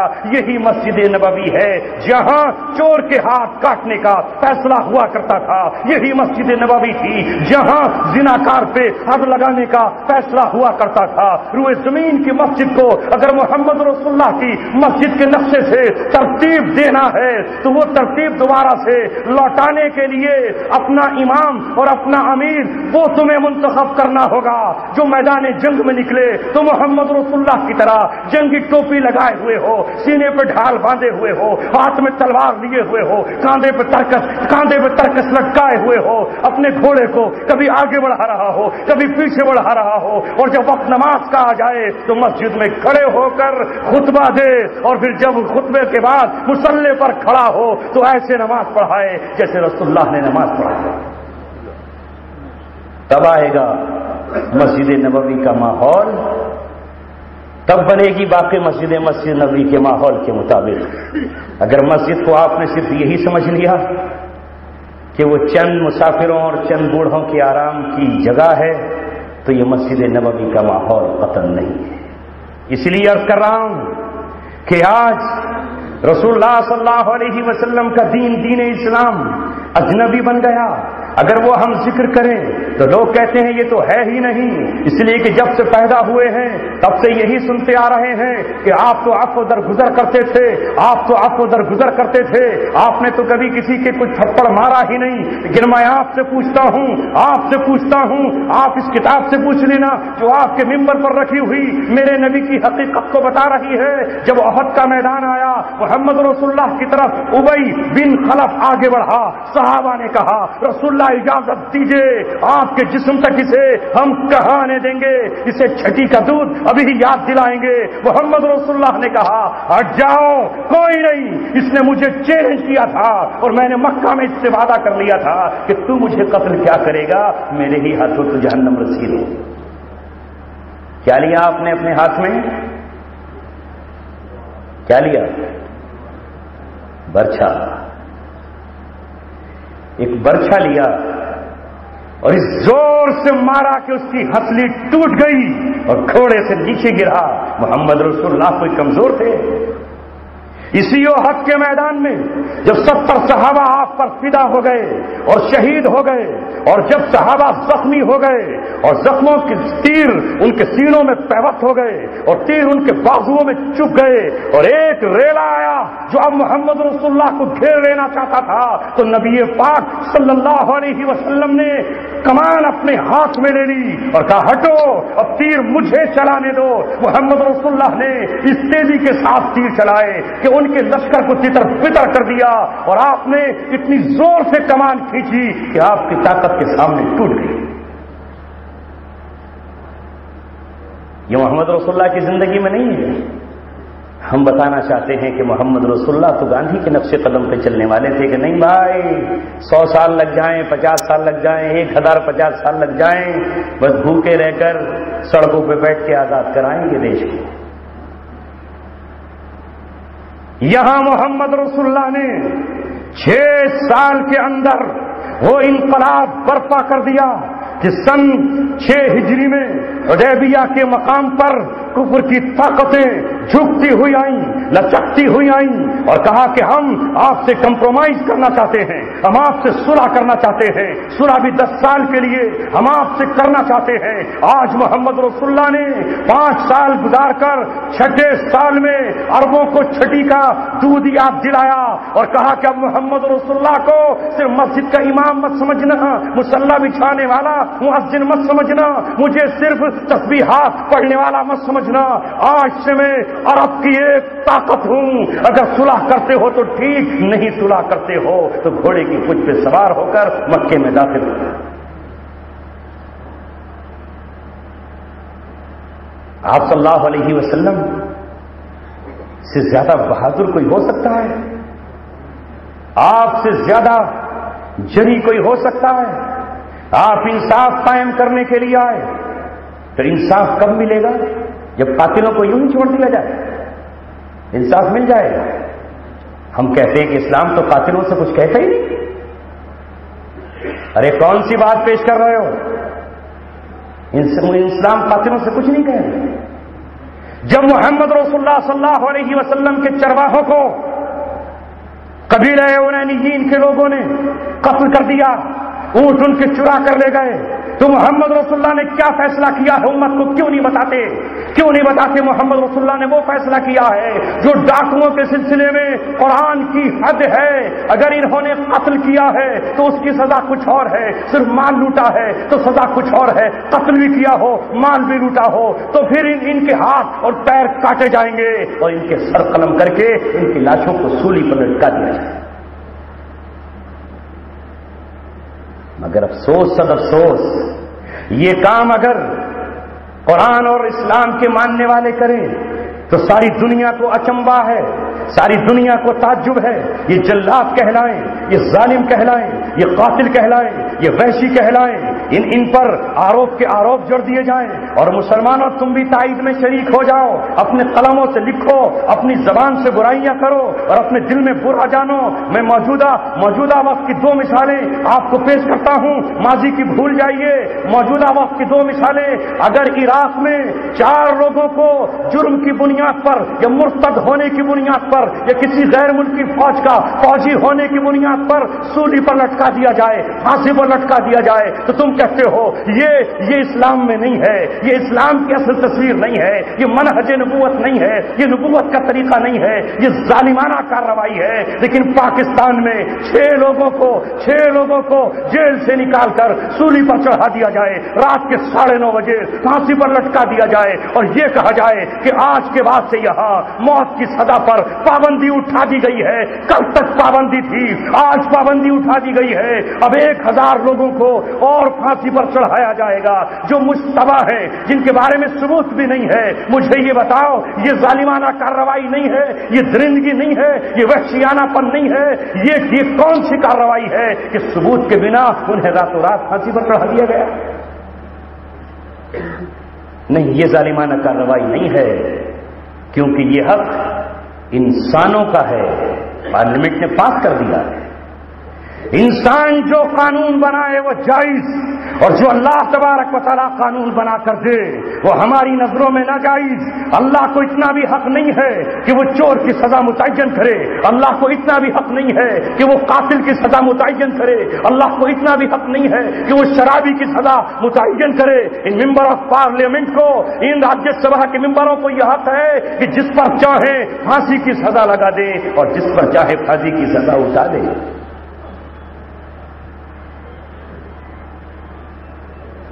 آپ کی طرف سے جواب آئے گا، نہیں وہ مشرف میاں پر قاتلانہ حملہ کیا تھا نا، اس لیے پھانسی پر چڑھا دیا. اچھا، کیا اسلام میں قاتلانہ حملے کی سزا یہی ہے؟ کیا اسلام میں قاتلانہ حملے کی یہ سزا ہے؟ قتل کب کیا جائے گا؟ جب اس نے کسی کا قتل کیا ہو اور اس کے وارثین قتل کا مطالبہ کر رہے ہوں. پہلے تو قتل ثابت ہو جائے، پھر وارثین مطالبہ کریں. یہاں تو جھوٹے الزام پر کہ حملہ کیا تھا پھانسی پر چڑھا دیا. آئی کوئی مذمت؟ نہیں آئے گی کوئی مذمت نہیں آئے گی. آرمی اسکول کے واقعے اور سانحے سے تو پوری دنیا ہل گئی. سفید پوش نکل آئے، سڑکوں پر باہر نکل آئے. اسکول اور کالج میں مون دھارن کیا گیا، کنڈیلیں جلائی گئیں، مذمتیں کی گئیں. لیکن 2007 کا وہ واقعہ تمہیں کیوں یاد نہیں ہے؟ یہ تو لڑکے تھے، وہ تو معصوم بچیاں تھیں، یہ تو اسکول کے تھے، وہ تو معصوم لوگوں کی عالمات تھیں جو لال مسجد کے اندر تھیں. ان کی تعداد 142 تھی اگر ہم ان کا سچ مان لیں تب، اور وہ تعداد 700 تھی. ان 700 معصوم لڑکیوں کو، معصوم عورتوں کو، جس میں بالغ اور غیر بالغ بھی تھیں، جو قرآن پڑھتی تھیں، جو کسی کی ایک ڈانٹ سے ڈر جاتی تھی، مگر یہ پاکستانی آرمی ان پر دنیا کے خطرناک ہتھیار لے کر چڑھ دوڑی، مار کر رہا. یہاں تک کہ غازی عبدالعزیز کی 70 سال کی بوڑھی ماں کو قتل کر دیا گیا، غازی عبدالرشید کو شہید کر دیا گیا، اس عبدالعزیز کے بیٹے کو شہید کر دیا گیا۔ جب لاشوں سے مسجد رنگین ہو گئی تو خون کو دھونے کے لیے ان لاشوں پر فاسفورس بم گرائے گئے اور انہیں جلا کے خاک کر دیا گیا۔ یہ 700 بے گناہ بیٹیاں نہ تھیں کہ یہ 700 معصوم جانیں نہ تھیں؟ اگر اسلام میں بچوں کا قتل ناجائز ہے تو کیا اسلام میں ان 700 بچیوں کا قتل جائز تھا؟ کہ کسی نے مذمت؟ نہیں، فوج جس کو قتل کرے وہ جائز ہے، اور عوام اپنے دفاع میں کچھ کرے تو وہ حرام ہونا جائز ہے۔ یہ فوج اس کے بعد بھی مسلسل قتل کر رہی ہے۔ کیا کبھی یہ تصویر دکھائی جاتی ہے کہ جون سے لے کر کے آج جنوری تک وزیرستان میں، فاٹا میں، قبائلی علاقوں میں جو F-16 سے وہ طیارے جو امریکہ سے خریدے گئے ہیں، ان سے جو بمباریاں ہوتی ہیں، ان سے جو ننھی جانیں ختم ہوتی ہیں، جو ماؤں کے پیٹوں سے بچے باہر نکل کے قتل کر دیے جاتے ہیں، کیا وہ معصوم بچے نہیں ہیں؟ کیا وہ کسی کی اولادیں نہیں ہیں؟ کیا ان کا خون نہیں ہے؟ کیا ان کا رنگ سرخ نہیں ہے؟ محمد رسول اللہ جس انصاف کو قائم کرنے کے لیے آئے تھے، اس انصاف کی عدالت میں یہ صاف لکھا ہوا ہے کہ قتل کرنے والا مرد ہو یا عورت ہو، قتل کرنے والا غلام ہو یا باندی ہو، قتل کرنے والا آزاد ہو یا کوئی اور ہو، اگر قتل ثابت ہو جاتا ہے تو اسے بھی مقتول کے بدلے میں قتل کیا جائے۔ یہی میں نے عرض کیا تھا کہ آج امت مسلمہ دجال اور اس کے میڈیا کے شکنجے میں ہے۔ وہ جو بتاتا ہے ہم وہی مانتے ہیں، جو بتاتا ہے وہی ہم مانتے ہیں۔ کیا میں سوال کرتا چلوں بیچ میں؟ آپ اگر اس میڈیا پر چلے جاؤ تو مجھے بتاؤ، کیا 2001 میں امریکہ نے آپ سے یہ نہ کہا تھا کیا کہ اسامہ بن لادن نے ورلڈ ٹریڈ سینٹر کو اڑایا ہے؟ جبکہ اسامہ کا اپنا بیان یہ تھا کہ میں اس کارروائی میں شریک نہیں ہوں، میں نے یہ کچھ نہیں کیا ہے۔ آج تک امریکہ کی کوئی ایجنسی اس کا ثبوت پیش نہ کر سکی، آج تک کوئی بھی ایجنسی اس کے لیے بٹھائی نہ گئی۔ اس وقت کی اسلامی حکومت نے افغانستان کی کہا تھا اگر یہ سچ ہے تو اسلامی عدالت میں مقدمہ دائر کرو، جو سزا بنے گی وہ ہم سزا دیں گے۔ لیکن بتاؤ کیا یہی سچ تھا؟ اگر جیسا وہ کہہ رہا ہے کہ یہی سچ تھا تو اس ورلڈ ٹریڈ سینٹر کو اڑانے والے جن 19 نوجوانوں کا نام دیا جاتا ہے، وہ 19 کے 19 نوجوان افغانستان کے نہیں تھے، وہ 19 کے 19 نوجوان عراق کے نہیں تھے، وہ 19 کے 19 نوجوان سعودی عرب کے تھے۔ کہاں کے تھے؟ اس کے کہنے کے مطابق جو اس نے پاسپورٹ اور اپنے ویزا اور سارے رپورٹ دی، وہ کہاں کے تھے؟ سعودی عرب کے تھے۔ تو حملہ کس پہ ہونا چاہیے تھا؟ ان کی زبان میں آتنکوادی کہاں کے تھے؟ سعودیہ کے۔ تو حملہ سعودیہ پہ ہونا چاہیے تھا کہ نہیں؟ کیونکہ جہاں کے جو بچے ہیں جہاں سے وہ تیار ہو کر گئے ہیں، حملہ ان پہ ہونا چاہیے تھا کہ تو نے ہماری سرزمین پر اپنے بچوں کو کیوں بھیجا؟ لیکن حملہ سعودی عرب پر نہیں ہوا، حملہ جہاں کے تھے وہاں پر نہیں ہوا، حملہ کہاں پر ہوا؟ افغانستان پر۔ تو یہ میڈیا تو یہ کہہ رہا ہے کہ ہم افغانستان پر اسامہ کو پکڑنے کے لیے آئے، انہیں قتل کرنے کے لیے آئے، وہ ہمارا مجرم ہے۔ تو افغانستان پر حملہ ہوا، حملہ اس پر کیوں نہیں ہوا سعودیہ پر؟ یہی تو آپ کو سمجھنا ہے کہ وہ حملہ ورلڈ ٹریڈ سینٹر کی وجہ سے نہیں ہوا، وہ تو بہانہ بنایا گیا۔ حملے کا نشانہ افغانستان اس لیے بنا کہ افغانستان میں اللہ کا قرآن نافذ تھا، افغانستان کی عدالت میں محمد رسول اللہ کے قرآن کے مطابق چوروں کو وہ سزا مل رہی تھی جو اللہ کے رسول نے دی ہے۔ وہاں نشے کی بوتل لے جانا ناجائز اور حرام تھا، وہاں بے پردگی حرام تھی، اس لیے اس سے جنگ شروع کی گئی، اس لیے اس پر آگ و خون کی برسات کی گئی۔ لیکن یہ بتانے والوں نے آپ کو نہیں بتایا گیا کہ ورلڈ ٹریڈ سینٹر کا جواب۔ اچھا چلو، پھر عراق پر 2 مہینے کے بعد، 2 سال کے بعد کیا کہا گیا کہ یہاں کے صدر کے پاس، صدام حسین کے پاس کیمیکل ہتھیار ہے، بایولوجیکل ہتھیار ہے، زہریلے گیس کے ہتھیار ہے، یہ ایٹمی بم بنانا چاہتا ہے۔ اقوام متحدہ کو یہ تلاشی دے۔ اس بنیاد پر 2 سال تک تلاشی کا ابھیان چلایا جاتا رہا، بائیکاٹ کیا جاتا رہا، پوری دنیا کو تو یہی بتایا کہ اس پہ ہتھیار ہے، یہ ساری دنیا کے لیے خطرہ ہے، حالانکہ وہ جو خود ایٹم بم بنا چکا ہے، بنا ہی نہیں چکا بلکہ امریکہ جاپان پہ بم گرا چکا ہے، اس کے 2 شہر ہیروشیما اور ناگاساکی کو برباد کر چکا ہے، جو ویتنام پر خونی جنگ مسلط کر چکا ہے، وہ یہ کہہ رہا تھا کہ یہ ہتھیار نہ بنائیں، خود ہتھیاروں کی دوڑ میں لگا ہوا ہے۔ چائنا نے بنایا، کچھ نہیں کہا، روس نے بنایا، کچھ نہیں کہا، اسرائیل نے بنایا، کچھ نہیں کہا، پاکستان نے بنایا، کچھ نہیں کہا، ہندوستان نے بنایا، کچھ نہیں کہا، لیکن صدام کی طرف یہ کیوں چلا یہ بھی آپ کو وہ نہیں بتائیں گے، یہ ہم بتائیں گے۔ مقصد یہ تھا کہ یہ مسلمانوں کا کیسا ہی صحیح سرفرا حکمران ہے، اگر اس کا سرفرا تھا تو یہ ایران میں گھس کھڑا ہوا، اس نے شیعوں کو سبق سکھا دیا، اس کا جب سر پھرا تو یہ کویت کی طرف چل پڑا، کہیں ایسا نہ ہو کہ اس کے دماغ میں اسلام کی حمیت آ جائے اور یہ جاگ کر تل ابیب اور اسرائیل کی طرف چل پڑے۔ پھر کس نے کہا کہ ہتھیار نہیں نکلے؟ انہوں نے تو کہا کیا وہ ہتھیار تھے جس کی بنیاد پر عراقی قوم پہ ظلم و ستم کیا گیا؟ نہیں تھے۔ پھر کس بنیاد پر اس صدر کو پھانسی کے تخت پر لٹکایا؟ پھر کون سی وجہ تھی جس بنیاد پر ان کی اینٹ سے اینٹ بجا دی، فلوجہ کا ہر عمارت کو ڈھا دیا؟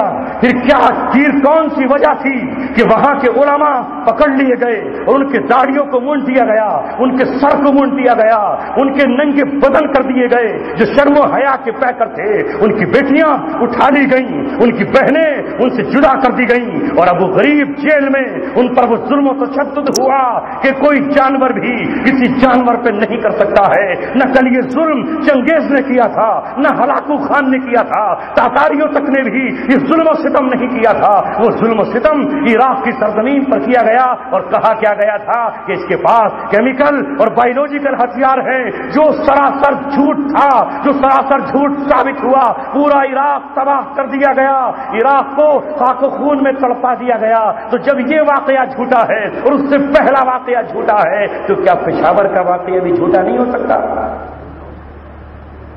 نہیں، وہ آپ کہیں گے نہیں نہیں نہیں، یہ نہیں مانیں گے، یہ تو ہمارے پاس وحی آ گئی ہے، جبریل نے ابھی آ کے بتایا کہ فلاں ہی لوگوں نے کام کیا ہے۔ کیا تمہارے ہندوستان میں جو کچھ ہوا، مکہ مسجد سے لے کر کے ناندیڑ تک اور دلی کی جامع مسجد سے لے کر کے خواجہ معین الدین چشتی اجمیری کی درگاہ تک، سمجھوتا ایکسپریس سے لے کر کے دیگر مقامات تک، یہ کس کا کام تھا؟ کیا سیم آنند نے قبول نہ کیا؟ کیا RSS نے قبول نہیں کیا؟ کیا پرگیہ سنگھ ٹھاکر نے قبول نہیں کیا؟ کیا ان تمام لوگوں نے نہیں کہا کہ یہ کام ہمارا ہی تھا؟ تم تو کہتے رہے یہ کام فلاں مولانا کا ہے، یہ کام فلاں مولوی کا ہے، یہ کام فلاں تنظیم کا ہے، تم نے تو یہ کہا یہ اسلام میں اس کی گنجائش نہیں ہے۔ ارے اگر تمہارے پاس ثبوت ہوتا تو تم یہ کہتے کہ اسلام میں اس کی گنجائش نہیں ہے۔ یہ تو ہمارے بچوں کو قتل بھی کیا گیا اور جیل میں بھی ڈال دیا گیا۔ کیا اکشردھام کا واقعہ جو گجرات میں واقع ہوا تھا، جس میں مولانا عبداللہ اور مفتی عبد القیوم اور لوگوں کو سزا ہوئی تھی، ان میں کچھ کو پھانسی کی سزا دی گئی تھی اور کچھ کو عمر قید کی سزا دی گئی تھی۔ آج ہندوستان کی عدلیہ نے، سپریم کورٹ نے یہ کہا کہ ان میں ایک شخص بھی مجرم نہیں ہے، باعزت بری کر دیا انہیں۔ لیکن ہم کیا کہہ رہے تھے؟ اسلام میں یہ نہیں ہے، مسلمانوں کو یہ نہیں کرنا چاہیے۔ ارے مسلمان کریں تب نا۔ مسلمان اتنا کائر و بزدل نہیں ہے، مسلمان کمزوروں پر ہاتھ نہیں اٹھاتا، مسلمان بوڑھوں پر ہاتھ نہیں اٹھاتا، مسلمان کمزوروں کو دیکھ کے ان کی مدد کیا کرتا ہے، ایسا ان کے نبی نے ان سے کہا ہے۔ آج بھی یاد رکھو، عراق و شام کے لوگوں کو بدنام کرنے والوں، اگر وہ ظالم ہوتے، اگر وہ ظلم و ستم کرنا جانتے تو ہندوستان کی دھرتی پر آنے والی 48 نرسوں کے ساتھ وہ بدکاری کر سکتے تھے، وہ ان کی آبرو لوٹ سکتے تھے، وہ ان کے تابوت ہندوستان کی حکومت کو بھیج سکتے تھے۔ لیکن ان بہنوں نے، ان ماؤں کی، ان بیٹیوں کی ماؤں نے ہندوستان کی دھرتی پر آ کر سچ اگلا اور یہ کہا کہ وہ ہمارے محافظ تھے، ان کی آنکھوں میں ہم نے بھائی کا پیار دیکھا، ان کے ہاتھوں میں ہم نے اپنے باپ کی شفقت دیکھی، وہ ہمیں ظالموں سے چھڑا کر لے گئے، خود روزے سے ہوتے تھے، ہمارے کھانے کا انتظام کرتے تھے، جب ہم کپ کپاتے تو یہ کہتے کہ اسلام میں یہ ناجائز ہے۔ اے بہنوں، ہم تمہیں ایئرپورٹ تک پہنچا کر اور دلی کے کیرلا تک پہنچا کر سکون کا سانس دیں۔ یا یہ سچ ہے کہ وہ جو میڈیا بک رہا ہے، اور جو میڈیا کو دیکھ کر منافقین اگل رہے ہیں، وہ سچ ہے؟ خود بتاؤ، فیصلہ کرو، پھر پتہ چل جائے گا آپ کو۔ پشاور کا سچ بھی پتہ چل جائے گا، واشنگٹن کا سچ بھی پتہ چل جائے گا، اور باقی دنیا میں پتہ چل جائے گا۔ قرآن کہتا ہے یا ایھا الذین آمنوا ان جاءکم فاسق بنبأ فتبینوا، اے ایمان والو، تمہارے پاس اگر کوئی خبر لے کر آئے تو اس خبر کی تحقیق کر لیا کرو۔ انڈیا میں بیٹھ کر بیان داغنے والوں پہلے ویزا لیتے پاکستان کی، کیونکہ بہت جلدی ویزا مل جاتی، کیونکہ حکومت تو آپ پر مہربان ہے۔ پھر آپ پشاور جاتے، اس اسکول میں پہنچتے، وہاں کی شہادتیں لیتے، پھر آ کے اپنی درگاہ سے بیان داغتے تو زیادہ صحیح تھا۔ بیٹھے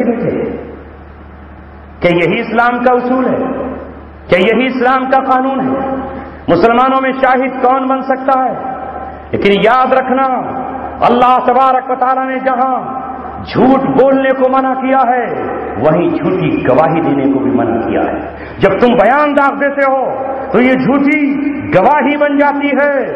زبان کو خاموش رکھو، کل قیامت کا دن آئے گا، یوم تبلی السرائر، راز کھول دیے جائیں گے۔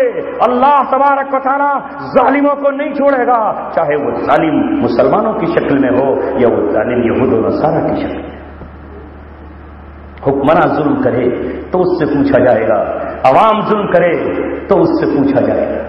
اب میں آتا ہوں، اللہ کے رسول صلی اللہ علیہ وسلم جس قانون کو لے کر آئے ہیں، اس قانون میں قصاص ہے۔ قصاص کے معنی ہے برابری۔ کتب علیکم القصاص، قرآن کہہ رہا ہے، قرآن کہتا ہے وَإِنِ اعْتَدَىٰ عَلَيْكُمْ فَاعْتَدُوا عَلَيْهِ بِمِثْلِ مَا اعْتَدَىٰ عَلَيْكُمْ، یہ قرآن کی آیت ہے۔ اگر کوئی تم پر زیادتی کرے فَاعْتَدُوا عَلَيْهِ، تو تم بھی اس پر زیادتی کرو، بِمِثْلِ مَا اعْتَدَىٰ عَلَيْكُمْ، اتنی ہی جتنی اس نے تم پر زیادتی کی ہے۔ تو اسلام کا قانون یہ ہے کہ کوئی تمہارے تھپڑ مارے تو تم تھپڑ مارو۔ قرآن کا قانون یہ ہے کہ کوئی تمہیں زخم لگائے وَالْجُرُوحَ قِصَاص، تو تم بھی زخم لگاؤ۔ قرآن کا قانون یہ ہے تمہاری کوئی آنکھ پھوڑے تو آنکھ پھوڑ دو۔ ان النفس بالنفس، جان کے بدلے میں جان، والعین بالعین، آنکھ کے بدلے میں آنکھ، والاذن بالاذن، کان کے بدلے میں کان۔ اگر کان کاٹا ہے تو تم بھی اس کا کان کاٹ سکتے ہو۔ والسن بالسن، دانت اگر کاٹا ہے، توڑا ہے تو تم اس کا دانت توڑ سکتے ہو۔ والانف بالانف، کسی نے کسی کی ناک توڑی یا ناک کاٹی ہے تو اس کی ناک کاٹنے کی اجازت قرآن دیتا ہے۔ اگر روئے زمین پر کہیں اسلامی عدالت موجود ہوگی تو یہ حکم نافذ کیا جائے گا، ورنہ اللہ تبارک و تعالیٰ کی کتاب کے ساتھ کھلواڑ۔ اب کیا کہتے ہیں؟ رسول اللہ تو امن درگزر کا پیغام لے کر آئے تھے۔ تو پھر وہ بنو مخزوم کی ایک عورت جو چوری کر کے آئی تھی، اور قبیلہ بنو مخزوم نے حضرت اسامہ رضی اللہ تعالیٰ عنہ سے سفارش کرائی تھی اور یہ کہا تھا کہ اللہ کے رسول اسے معاف کر دیجئے، پہلی غلطی ہو گئی ہے، آئندہ چوری نہیں کرے گی۔ تو محمد رسول اللہ نے کہا تھا اے اسامہ، تو اللہ کی حد میں دخل دیتا ہے، اور آپ نے گرج کر کہا جو اللہ کے رسول کی حدیث بن گئی، جسے علماء نے لکھ کر کے ہم تک پہنچایا۔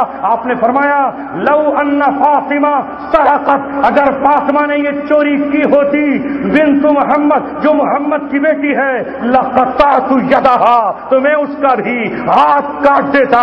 اگر تم عفو درگزر کا یہ مفہوم بیان کرتے ہو کہ اس طرح لوگوں کو چھوڑ دیا جائے, مجرموں کو چھوڑ دیا جائے, تو محمد رسول اللہ یہ کیوں کہہ رہے ہیں کہ میں اپنی بیٹی کا ہاتھ کاٹ دیتا؟ ابن تیمیہ نے کہا فاطمہ کا نام کیوں لیا؟ دو وجہ سے فاطمہ کا نام لیا. بتا دوں کیوں لیا؟ دو وجہ سے. ایک تو یہ کہ فاطمہ تقوی و طہارت کی ماں ہے, جنت کی عورتوں کی سردار ہے.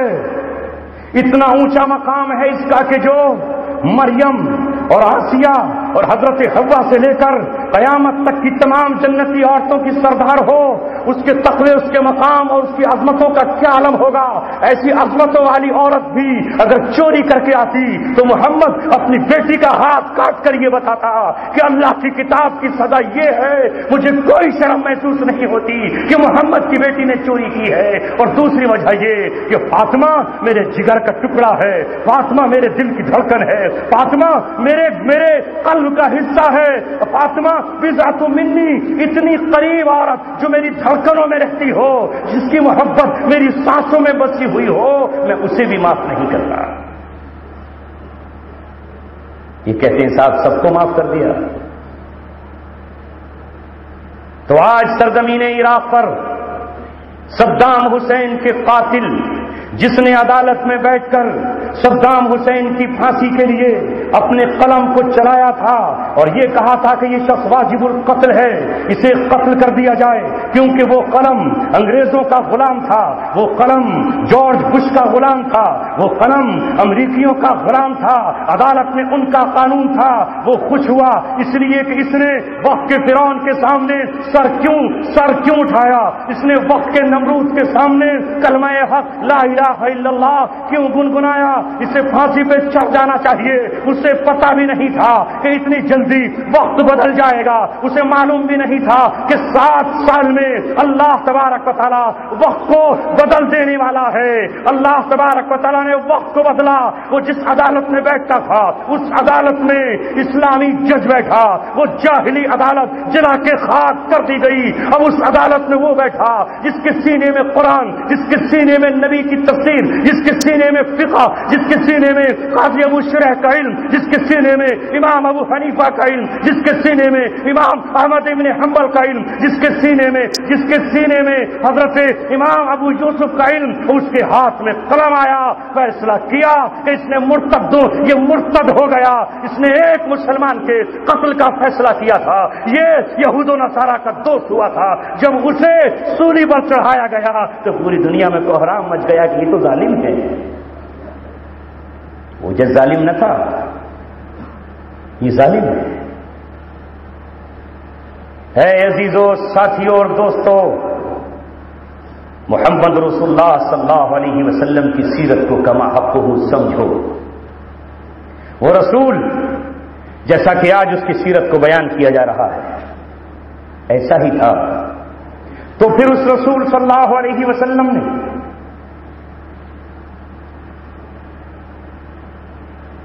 جب طائف کو فتح کرنے کے لیے لشکر کشی کی, طائف کے 2 سفر ہیں آپ کے, ہم نے طے کیا ہے ایک ہی سفر سنائیں گے اس امت کو بس. کون سا؟ ہجرت سے پہلے والا, جہاں پیر خون سے رنگین ہو گئے, جہاں پتھروں سے اتنا مارا کہ بہادروں کا بہادر بھی بے ہوش ہو کے زمین پہ گر گیا. یقیناً یہ واقعہ ہے, ہجرت سے پہلے کا واقعہ ہے. وہ دعوت دینے کے لیے گیا, اس نے مشرکین عرب کے سرداروں کو بلایا. اس حالت میں لوٹا کہ پیر زخمی تھے, اس حالت میں لوٹا کہ جسم لہو لہان تھا.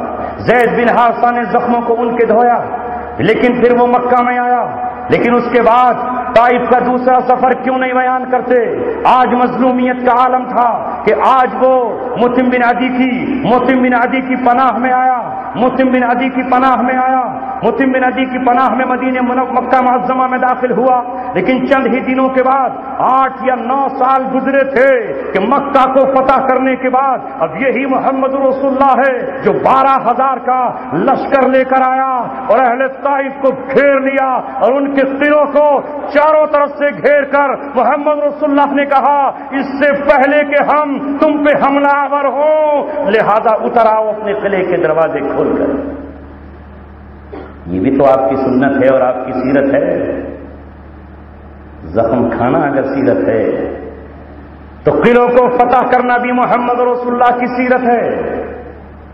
اچھا چلو نبی پاک صلی اللہ علیہ وسلم کی سیرت زخم کھانا ہے تو آپ کی سنت پہ عمل کر کے کبھی کسی ایک کو تو ایمان کی دعوت دے دی ہوتی ہے، پتھر تو کھا لیتے۔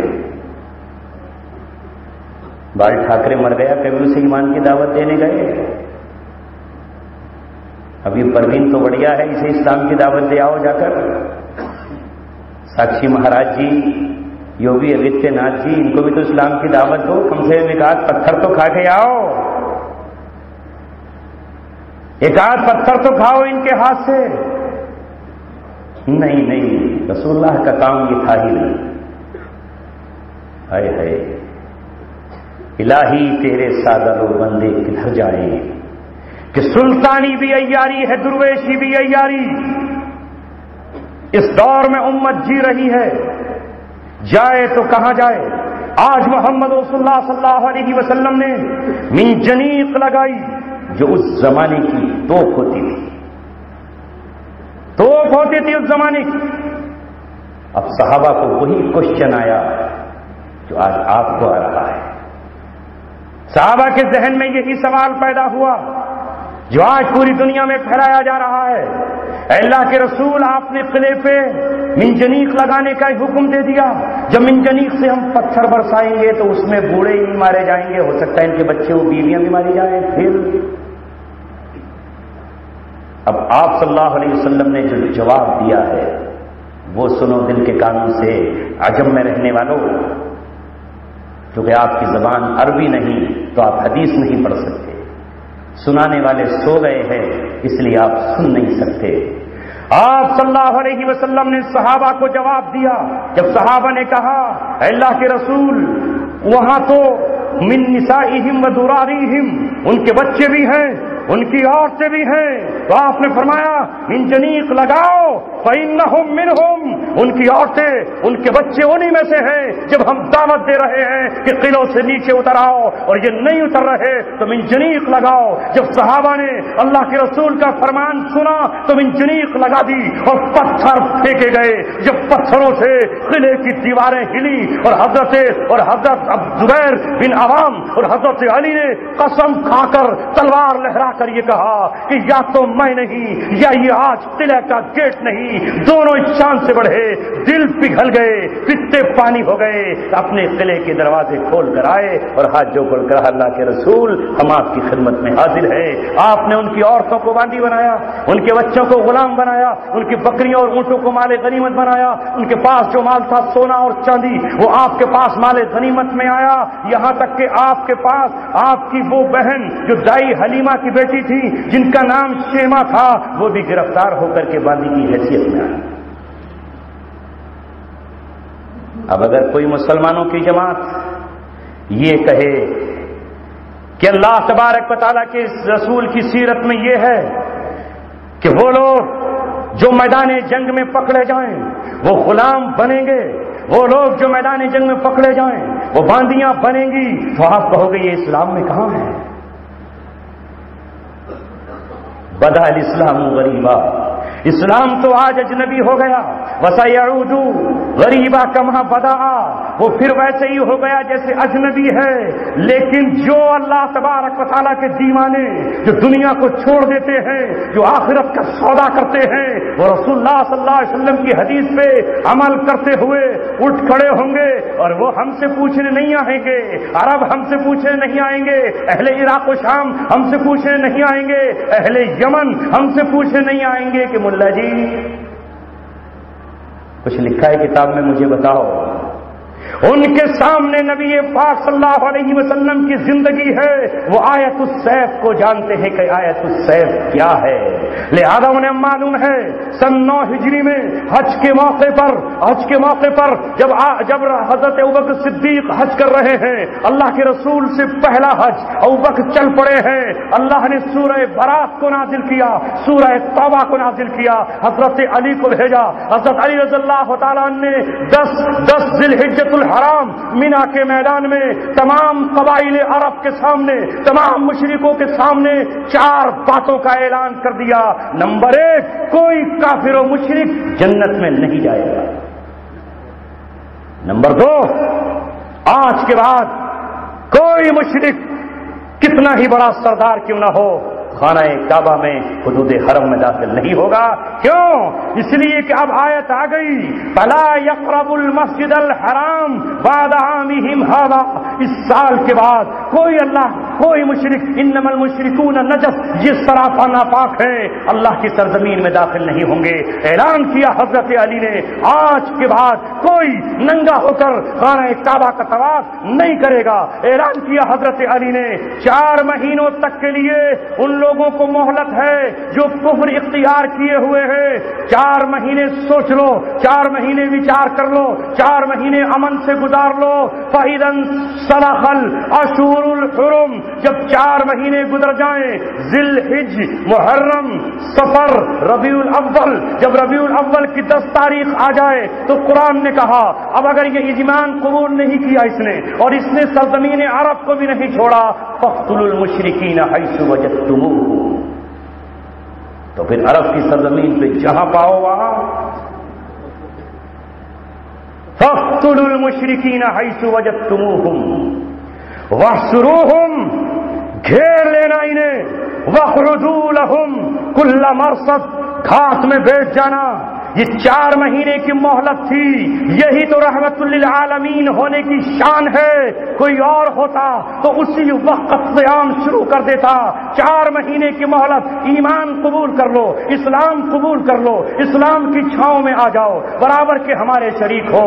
لیکن اگر اسلام قبول نہیں کرتے تو اب تمہارے لیے فیصلہ صرف سیف ہے، یہی آیت السیف ہے۔ سیف کے معنی ہے تلوار۔ اجازت نہیں ہوگی مشرکوں کو یہاں رہنے کی۔ کیا کہیں گے آج کے یہ فقیر؟ خود بدلتے نہیں، قرآن کو بدل دیتے ہیں۔ ہوئے کس درجہ بے توفیق فقیہان حرم۔ کیا کہیں گے اس آیت کو؟ ہے یا نہیں ہے؟ موجود ہے یا نہیں ہے؟ لہذا اگر وقت بدل جائے اور اپنی قوت اور طاقت کے زور پر قرآن کے قانون کو توڑ کر اگر اب سرزمین عرب پر کفار پہنچ جائیں اور وہاں اپنی عبادت گاہیں بنا لیں، وہاں ٹھہرنے لگیں، وہاں کی زمین پر قبضہ کر لیں، تو اب محمد رسول اللہ کے دیوانے، محمد رسول اللہ کے چاہنے والے اٹھ کھڑے ہوں اور اٹھ کھڑے ہو کر یہ کہیں کہ آیت سیف آج بھی قرآن میں موجود ہے، یہاں رہنا ہے تو اسلام قبول کرو، نہیں تو یہاں سے نکل کر چلے جائیں۔ یہ ظلم ہوگا یا عین انصاف ہوگا؟ مگر لوگ کہہ رہے ہیں صاحب یہ تو ظلم ہے۔ پھر آئیے 4 تلواریں بتائے دیتا ہوں تاکہ آپ یہ کہہ سکیں۔ اس سے پہلے ایک اور بات کہہ دوں، خالد بن ولید رضی اللہ تعالیٰ عنہ کا خطاب جو جنت سے آسمان سے ملا ہے وہ کیا ہے؟ سیف اللہ۔ اسلام میں تو تلوار کا ذکر ہے نہیں، پھر یہ سیف اللہ کا خطاب کہاں سے آ گیا؟ پھر کہاں سے آ گیا یہ؟ جب غزوہ موتا میں رومیوں سے ان کا مقابلہ تھا، روم کی طاقت کتنی تھی؟ 2 لاکھ لشکر ہے روم کا، اور 3000 مسلمان ہیں جنہیں آج مسلمانوں کی فتح پہ یقین نہیں آتا، جنہیں آج مسلمانوں کی اللہ کی نصرت پہ یقین نہیں آتا۔ وہ تاریخ کا چیپٹر اٹھائیں، کل بھی یہ رومی تھے، ایک مقام پر جب یہ لشکر کو پتا چلا کہ 1 لاکھ تو پہلے سے تیار ہے اور 1 لاکھ اور عرب قبائل آ رہے ہیں، تو اس وقت لوگوں نے کہا کہ محمد رسول اللہ کو خط لکھا جائے اور فوجی منگائے جائیں یا یہاں انتظار کیا جائے۔ تو اسلام کا خطیب جس کی زبان سے شعلے اگلتے تھے، عبداللہ بن رواحہ کھڑا ہوا اور کھڑے ہو کر اس نے یہ کہا، اے لوگو، تم کس چیز کی تلاش میں نکلے ہو؟ تم شہادت کی تلاش میں نکلے ہو، جس چیز کی تلاش میں نکلے ہو اسے ناگوار سمجھتے ہو۔ میں تو یہ چاہتا ہوں کہ کل ہمارا مقابلہ ہو، کوئی تیز دھار نیزہ میرے جسم میں لگے، خون کی فوار نکلے اور میں قتل کر دیا جاؤں، میں شہید کر دیا جاؤں۔ جب لوگ میری قبر سے گزرے تو کہے شاباش اسلام کے غازی، شاباش۔ وہ کہا کرتے تھے الموت احلی من عسل، موت شہد سے زیادہ ہمیں عزیز ہے۔ یہ 3000 کا لشکر اٹھ کھڑا ہوا اور اس نے رومیوں کے دانت کھٹے کر دیے۔ حضرت زید بن حارثہ قتل ہوئے۔ اس کے بعد جعفر تیار نے پرچم اپنے ہاتھ میں اٹھایا، دایاں ہاتھ کٹا تو بائیں ہاتھ سے اٹھا لیا، بایاں ہاتھ کٹا تو دانتوں سے پرچم اٹھا لیا، گردن کٹی تو اپنی روح کو جنت میں لے گئے۔ اللہ تعالیٰ نے اسی دن سے جعفر تیار کہا، 2 بازوؤں کی جگہ 2 پردے دیے گئے کہ پوری جنت میں جہاں چاہو وہاں پر ٹہلو۔ پھر یہ پرچم عبداللہ بن رواحہ اپنے گھوڑے پر سوار تھے، کہا اس پرچم کو تو تھام، پرچم کو اٹھایا۔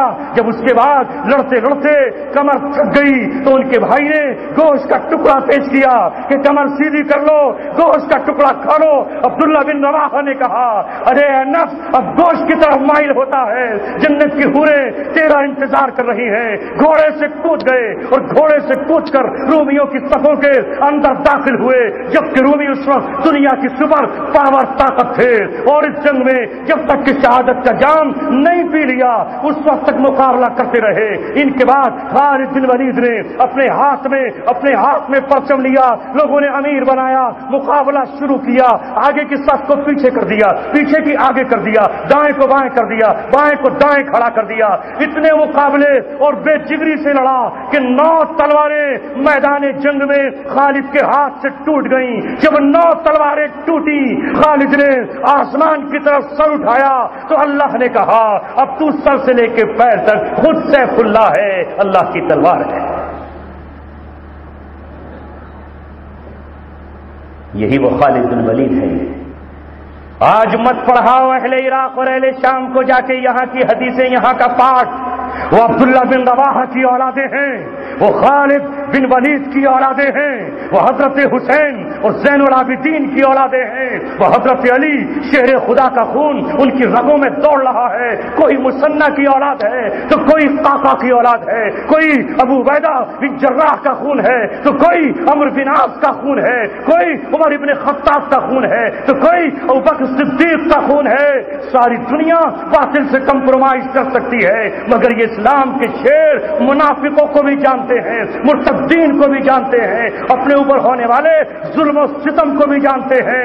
پوری دنیا اچھی طرح سمجھ لے کہ اب اللہ تبارک و تعالیٰ نے اپنے دین کو غالب کرنے کا فیصلہ کر لیا ہے۔ جو حضرت قاسم صاحب نے کہا تھا، الاسلام یالو ولا یعلا، اسلام بلند ہونے کے لیے آیا ہے، جھکنے کے لیے اور دبنے کے لیے نہیں آیا۔ اب بتاؤں آپ صلی اللہ علیہ وسلم کی 4 تلواریں کس طرح استعمال ہوئی، پھر آپ کو پتہ چل جائے گا۔ علماء لکھتے ہیں، پہلی تلوار وہ جو آپ صلی اللہ علیہ وسلم نے ہاتھ میں لی اور مشرکین کے خلاف استعمال کی، کہ آپ صلی اللہ علیہ وسلم کی تلوار آپ کی زندگی میں اس غزوہ موتا کو چھوڑ کر مشرکین کے خلاف استعمال ہوئی، یہ پہلی تلوار ہے۔ اس کے بعد آپ صلی اللہ علیہ وسلم کے جانشین، کیونکہ آپ صلی اللہ علیہ وسلم کے نقش قدم پر چلنے والے ہو بہو چلنے والے کون؟ ابوبکر صدیق ہیں۔ پھر دوسری تلوار ابوبکر صدیق رضی اللہ تعالیٰ نے اپنے ہاتھ میں لی اور یہ ان مسلمانوں کی گردن پر پڑی جو لا الہ الا اللہ تو کہتے تھے لیکن زکوٰۃ بیت المال میں دینے سے منع کرتے تھے۔ محمد رسول اللہ کی تلوار نے کہہ دیا کہ صرف کلمہ پڑھ لینے سے خون معصوم نہیں ہوتا. یاد رکھ لو مسلمانوں، صرف کلمہ پڑھ لینے سے خون معصوم نہیں ہوتا. ابوبکر صدیق کے ہاتھ میں جو محمد رسول اللہ کی دوسری تلوار آئی، وہ زکات نہ دینے والوں کی گردن پر پڑی اور ان کو سیدھا کر دیا. وہ تلوار نبوت کا دعویٰ کرنے والوں پر پڑی. ان کے ماننے والے بھی تو اپنے آپ کو مسلمان کہتے تھے، بس یہ کہتے تھے کہ ہم محمد رسول اللہ کو آخری نبی نہیں مانتے.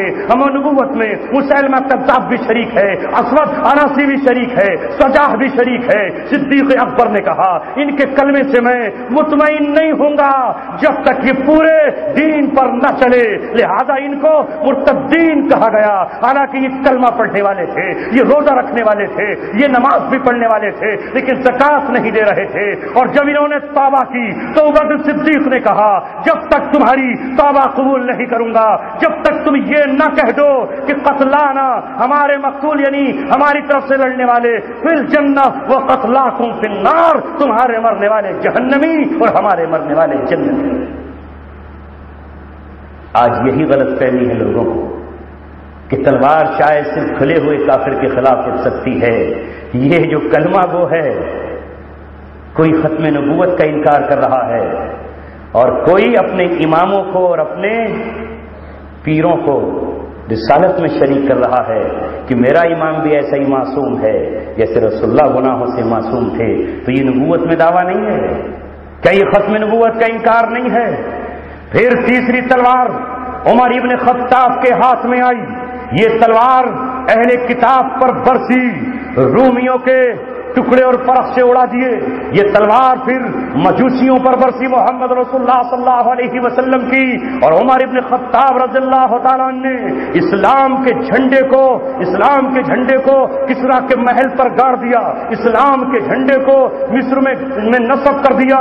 عمر ابن خطاب رضی اللہ تعالیٰ کے ہاتھ میں تلوار آئی. اور چوتھی تلوار علی صاحب ذوالفقار کے ہاتھ میں آئی، جو کلمہ گو تھے، جو اپنے آپ کو مسلمان کہتے تھے، خارجیوں کے خلاف برسی، جنہوں نے حضرت علی کو نہیں مانا، حضرت علی رضی اللہ تعالیٰ عنہ کی خلافت کو نہیں مانا.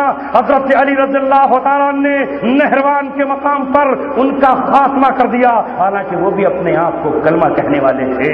لہذا صحابہ کی اس سیرت کو پیش نظر رکھتے ہوئے محمد رسول اللہ کی 4 تلواریں ہیں، اور وہ 4 تلواریں امت قیامت تک ہمیشہ اپنے کام کو پر سجاتی رہی. اے میرے عزیزوں اور ساتھیوں، یہی وہ سیرت ہے آپ صلی اللہ علیہ وسلم کی جس میں صلح بھی ہے، اقدام بھی ہے، دفاع بھی ہے، فتح بھی ہے، جس میں دعوت بھی ہے، تبلیغ بھی ہے، شراب کی حرمت بھی ہے، حج بھی ہے، روزہ بھی ہے، زکات بھی ہے، گستاخ رسول کا خانہ کعبہ کے اندر پردوں سے چپکے ہوئے ابن قتل کافر کا قتل بھی ہے، جس میں آپ صلی اللہ علیہ وسلم کا ابو بردہ کو اس شخص کے قتل کے لیے بھیجنا بھی شامل ہے جس نے اپنی بہن کے ساتھ نکاح کر لیا، اپنی ماں کو حلال کر لیا تھا تو مسلمان لیکن مرتد ہو گیا تھا. اسلام میں مرتد کی سزا بھی ہے، مگر ہائے دین کو بدلنے والوں، کل میدان قیامت میں اللہ تبارک و تعالیٰ تم سے پوچھے گا اور پوچھ کر رہے گا. آخری بات، ہم اگر اللہ کے دین سے پھر جائیں گے تو اللہ تعالیٰ نے 1400 برس پہلے اس جماعت سے جو پھر نہیں سکتی تھی اس کو دھمکا کر اللہ تبارک و تعالیٰ نے کہہ دیا یا ایھا الذین آمنوا من یرتد منکم عن دینی، اے ایمان والو، اے صحابہ تم سنو، اگر تم اپنے دین سے پھر گئے فسوف یأتی اللہ بقوم، تو اللہ تمہاری جگہ ایک اور قوم کو لے کر آئے. تم اگر پلٹ گئے تو اس بات کو مت سمجھو کہ تم ہی ٹھیکیدار ہو، تمہارے باپ سے تمہارے دادا سے یہ امانت تم پر منتقل ہوئی ہے؟ نہیں، اللہ تبارک و تعالیٰ نے 2000 سے اس ٹھیکیداری کا 2000 سال سے ٹھیکیداری کا دعویٰ کرنے والی نبیوں اور رسولوں کی اولادوں کو معزول کر کے مشرکین عرب کو جھنڈا اللہ تبارک و تعالیٰ نے دے دیا۔ ان میں کوئی بلال، کوئی سلمان فارسی، کوئی معاذ بن جبل، کوئی زید بن حارثہ بن کے نکلا۔ اللہ تبارک و تعالیٰ کہہ رہا ہے صحابہ اگر تم پھر جاؤ گے تو ہم یہ کام تم سے دوسروں سے لیں گے اور وہ تمہاری طرح نہیں ہوں گے۔ اذلۃ علی المؤمنین، مومنین کے لیے نرم ہوں گے، عزت علی الکافرین، اللہ تبارک و تعالیٰ کے دشمنوں کے لیے انتہائی سخت ہوں گے۔ یجاہدون فی سبیل اللہ، اللہ تبارک و تعالیٰ کے راستے میں وہ اس طرح نکلتے رہیں گے جس طرح رسول اللہ بدر میں نکلے، احد میں نکلے، تبوک میں نکلے، احزاب میں نکلے، حنین میں نکلے، بنو قریظہ کی طرف نکلے، خیبر کی طرف نکلے، وہ نکلتے رہیں گے۔ ولا یخافون لومۃ لائم، ملامت کرنے والوں کی ملامت کی پرواہ نہیں کریں گے۔ تم لکھتے رہنا، تم ویڈیو جاری کرتے رہنا، تم ٹی وی پر بیٹھ کر ان کی مذمتیں کرتے رہنا، ان کے ہاتھ میں قرآن، ان کے ہاتھ میں سنت، ان کے ہاتھ میں سیرت صحابہ، ان کے سامنے فتوحات شام ہوگی، وہ رسول اللہ کی حدیث کو پڑھتے رہیں گے، اس لیے کہ ان کے لیے، ان غریبوں کے لیے جنہیں تم اجنبی بنا دو گے، جن سے تم ناتا توڑنے کی باتیں کرو گے، رسول اللہ نے خوشخبری سنائی ہے۔ اللہ تعالیٰ فرماتا ہے لا یخافون لومۃ لائم، وہ رسول اللہ کے نقش قدم پر چلتے رہے۔ ذالک فضل اللہ یؤتیہ من یشاء، یہ اللہ کا فضل ہے، ہر ایک کو نہیں ملے گا، سب کو مل جائے گا۔ جو کہتا ہو ایک ہاتھ میں گاندھی کا جھنڈا، دوسرے ہاتھ میں لینن کا جھنڈا، تیسرے ہاتھ میں براک اوباما کا جھنڈا، میرے ہاتھ میں اللہ کا جھنڈا بھی ہے۔ ارے سوچ تو معزول ہو چکا، اللہ تبارک و تعالیٰ تجھے اپنا پرچم کیسے دے دے گا، وہ کتنا غیرت مند ہے۔ یہ جھنڈا تو انہی کو ملے گا جو سارے قوانین کو توڑ ڈالے، صرف اللہ تبارک و تعالیٰ کو اپنا محبوب جانے، کسی کی ناراضگی کی پرواہ نہ کرے اور کسی کی خوشی کی پرواہ نہ کرے، اللہ کو راضی رکھیں۔ لہذا یہ امتیں ہمیشہ سرزمین سے ابھرتی رہی، کبھی عربوں کو اللہ تعالیٰ نے منتخب کیا تو کبھی عثمانیوں کو منتخب کیا تو کبھی اللہ تبارک و تعالیٰ نے افغانیوں کو منتخب کیا۔ آؤ آج کا دن، 2 دن گزرے ہیں پورے عالم اسلام کے لیے، فتح و کامرانی کا دن ہے، مبارکبادی کا دن ہے۔ 2015 اس لحاظ سے مبارکبادی کا دن نہیں ہے کہ یہ عیسائیوں کا نیا سال ہے، اس لحاظ سے مبارکبادی کا دن ہے کہ آج سے 13 سال پہلے اکڑی ہوئی گردن نے نمرود کے نقش قدم پر چلتے ہوئے یہ کہا تھا من اشد منا قوہ، ہم افغانستان کی اینٹ سے اینٹ بجانے جا رہے ہیں، ہم سے زیادہ طاقتور کون ہے؟ جس نے یہ کہا تھا کہ صلیبی جنگوں کا آغاز ہو چکا ہے، کروسیڈ جنگوں کا آغاز ہو چکا ہے، اب صلیب فضا میں ہم لہرا کے رہیں گے، اب میناروں کو توڑ کے دب لیں گے، اب عرب پہ قبضہ کر کے ہم دے لیں گے۔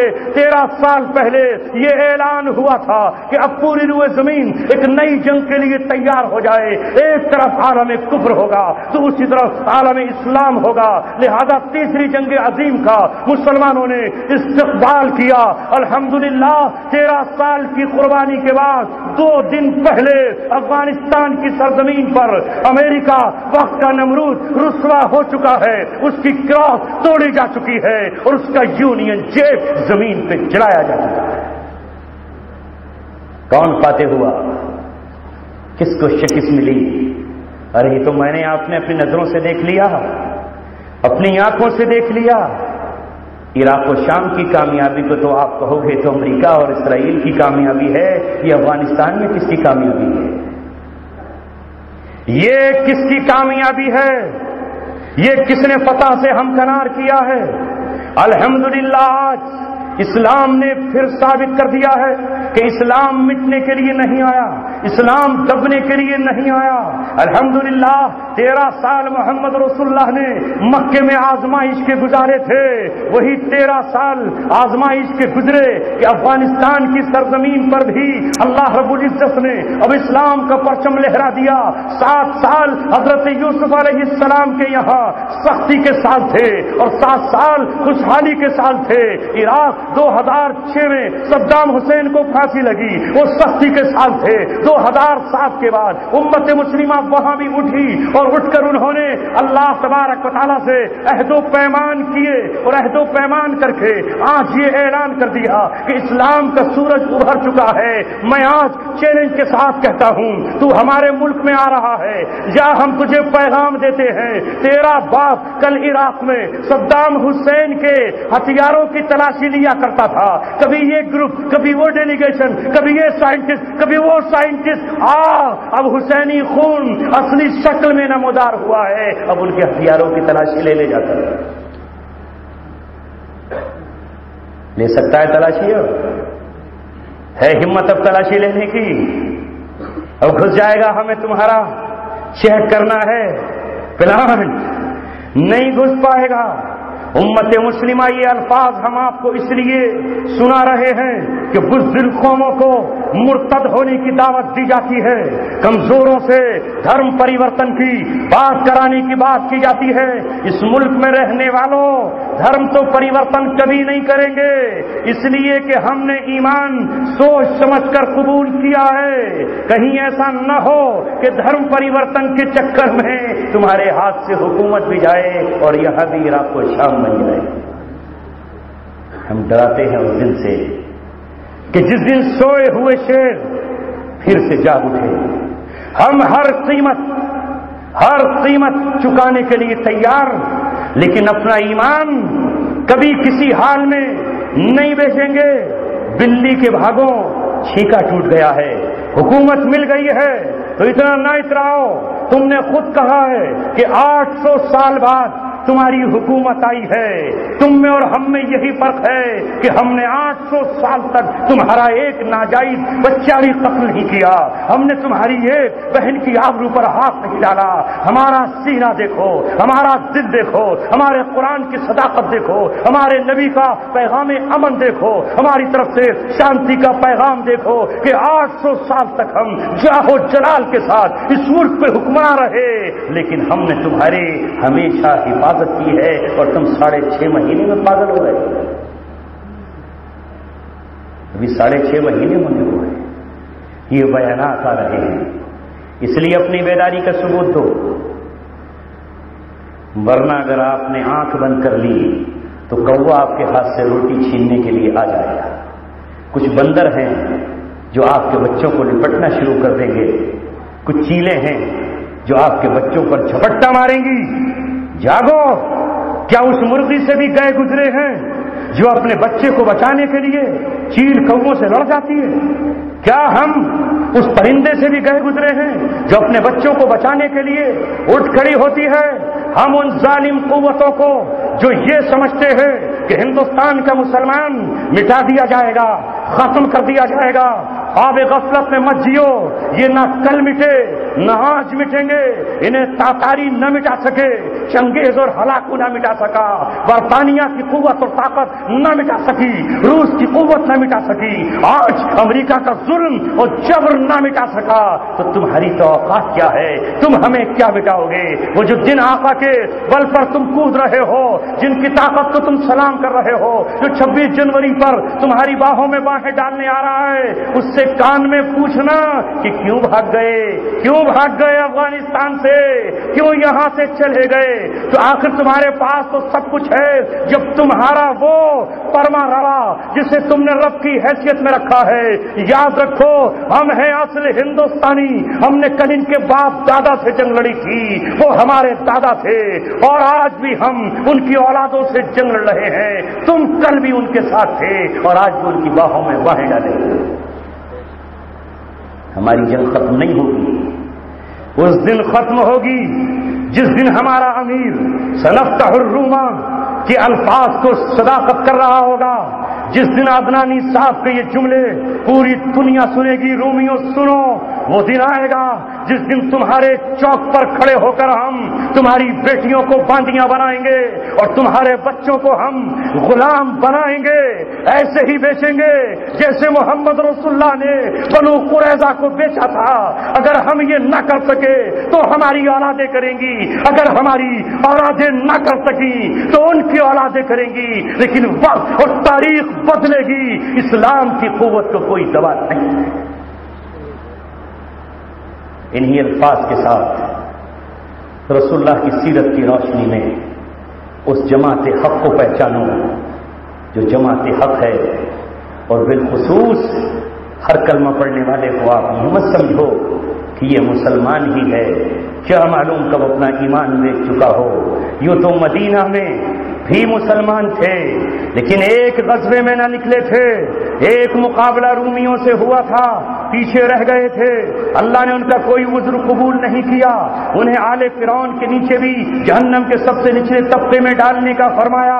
ان المنافقین فی الدرک الاسفل من النار، ان کی نماز جنازہ پڑھنے کے لیے اللہ نے منع کیا، حالانکہ وہ تو نماز پڑھتے تھے، نماز مسجد نبوی میں پڑھتے تھے، ارے وہ تو جنگ میں جاتے بھی تھے، پچھلی جنگوں میں گئے تھے، لیکن آج سپر پاور کے مقابلے پر نہیں گئے، فیصلہ کھل گیا، وہ کافروں سے بدتر قرار پائے۔ اللہ ہماری منافقوں سے اور نفاق سے اور جھوٹے داعیوں سے اور جہنم کے دروازوں کی طرف دھکیلنے والے ان لوگوں سے اللہ ہماری حفاظت فرمائے۔ وآخر دعوانا ان الحمدللہ رب العالمین۔ اللهم صل على سيدنا ونبينا وشفيعنا وسندنا وحبيبنا ومولانا محمد يا رب صل وسلم دائما ابدا على حبيبك خير الخلق كلهم۔ اے اللہ ہمارے گناہوں کو معاف فرما، ہماری خطاؤں کو درگزر فرما، اس امت کے سارے گناہ معاف فرما۔ اے اللہ بارش کی بوندوں کا مقابلہ کر کے سخت سردی کے عالم میں یہ امت آئی، اس کا مطلب یہ ہے کہ ان کے دل جمع ہیں، سینوں میں ایمان کی چنگاری موجود ہے، یہ جاگ چکے ہیں، مسلمان کو مسلمان کر دیا طوفان مغرب نے، تلا تمہارے دریا ہے سہ موجوں کی طغیانی، یہ جاگ گئے۔ اے مولا اب ان کے جاگنے کے بعد انہیں اب کام سپرد کر دیجئے، اپنے نبی کی سیرت پہ چلنے کی توفیق عطا فرمائیے۔ اے مولا ہم نے تیرے نبی کی مکمل سیرت بیان کرنے کی کوشش کی ہے، عمل کی کوشش کر رہے ہیں، اتباع نصیب فرما۔ امت مسلمہ کے وہ دیوانے جنہوں نے رسول اللہ کے دور کو پھر سے دنیا میں نافذ کر دیا ہے اور پھر سے زمانے کو بتا دیا ہے، قرآن طاقوں کے لیے نہیں بلکہ عدالتوں میں نافذ ہونے کے لیے آیا ہے، قرآن اس لیے نہیں کہ وہ جزدانوں میں سجایا جائے بلکہ وہ پڑھنے اور عمل کرانے کے لیے آیا ہے۔ اے اللہ اس جماعت حقہ کو فتح و نصرت سے ہم کنار فرما۔ اے مولا کریم اس مجمع کی دعاؤں کو قبول فرما، ان کو حسنہ نصیب فرما، خوشیاں عطا فرما، ہر طرح کی راحتیں نصیب فرما۔ ایک بچہ نبیل نام کا جو چھت سے گر کے زخمی ہوا، سر میں چوٹ آئی، اے مولا اس بچے کے باپ کی لبوں پر دعائیں ہیں، رشتہ دار ہاتھ پھیلا رہے ہیں، اے مولا وہ اسلام کی امانت ہے، کل آگے بڑھے گا، اسلام کا خادم بنے گا، اسے صحت نصیب فرما، شفا عطا فرما، شفا کلی نصیب فرما۔ اے مولا روئے زمین پر جتنے بھی بیمار ہیں، چاہے وہ ہسپتال میں ہو یا بستروں پر، سب کو صحت کاملہ نصیب فرما۔ اے مولا یہ سنبھل، یہ بستی ایسی بستی ہے جس پہ تیری خصوصی نظر ہے، جاننے والے جانتے ہیں، نہ جاننے والے نابینا ہیں وہ نہیں جانتے۔ اے اللہ شعور رکھنے والے جانتے ہیں اور غیر شعوری نہیں جانتے۔ اس بستی پر تیرا خصوصی کرم و فضل ہے، تو نے پہلے بھی اس بستی میں غازیوں کے قافلے بھیجے ہیں، سید سالار مسعود غازی یہاں اپنا لیزے لے کر آئے ہیں، کچھ لوگوں نے ان کی حقیقی سنت پہ عمل کیا ہے اور کچھ لوگ ان کی فرضی نقل کر رہے ہیں۔ اے اللہ فرضی نقل کرنے والوں کو حقیقی نقل کرنے کی توفیق عطا فرما اور حقیقی نقل کرنے والوں کی قربانیوں کو قبول فرما۔ یہ بستی ہے جہاں مولا کریم اہل حق موجود ہیں جو قرآن و سنت کی روشنی میں امت کو جگا رہے ہیں، اور اسی بستی میں ایسے لوگ بھی ہیں جو امت کو گمراہ کر رہے ہیں۔ اے مولا کریم، اے رب کریم، اس بستی میں ایک طرف نور ہے، دوسری طرف ظلمت ہے، ایک طرف حق ہے، دوسری طرف باطل ہے، ایک طرف نفاق ہے، دوسری طرف ایمان ہے۔ اے مولا کریم حق کو غلبہ نصیب فرما، حق کو غلبہ نصیب فرما۔ تو نے کل بھی منافقوں کو رسوا کیا تھا، آج کے منافقین کو بھی رسوا کر دے۔ اے مولا وہ طاقت مسلمانوں کو عطا فرما جب منافقین کو شہر کے دروازوں پر روک کر عبداللہ کی طرح عبداللہ بن ابی کی طرح یہ کہہ دیا جائے کہ تو ذلیل ہے اور مہاجرین و انصار عزت والے ہیں، اے اللہ وہ زمانہ دکھا دیجئے جب ان کے چہروں کی نقابیں الٹ دی جائیں، کوئی اور نہیں خود ان کی اولادیں الٹیں، کوئی اور نہیں خود ان کا لہو الٹے عبداللہ بن ابی کی طرح۔ اے مولا تو ہر چیز پہ قادر ہے، تو ہر چیز پہ قادر ہے، تیرے یہاں کچھ مشکل نہیں ہے۔ اے مولا تو آزر کے گھر میں ابراہیم کو پیدا کرتا ہے، تو بت پرستوں کے یہاں حضرت ابوبکر صدیق کو پیدا کر دیتا ہے۔ اے رب کعبہ تو نے تاتاریوں کو ایمان دیا، مل گئے پاسباں کعبے کو صنم خانے سے۔ اے رب کعبہ جو امت کو گمراہ کر رہے ہیں انہی کی اولادوں کو حق نصیب فرما، کوئی اور نہیں، وہی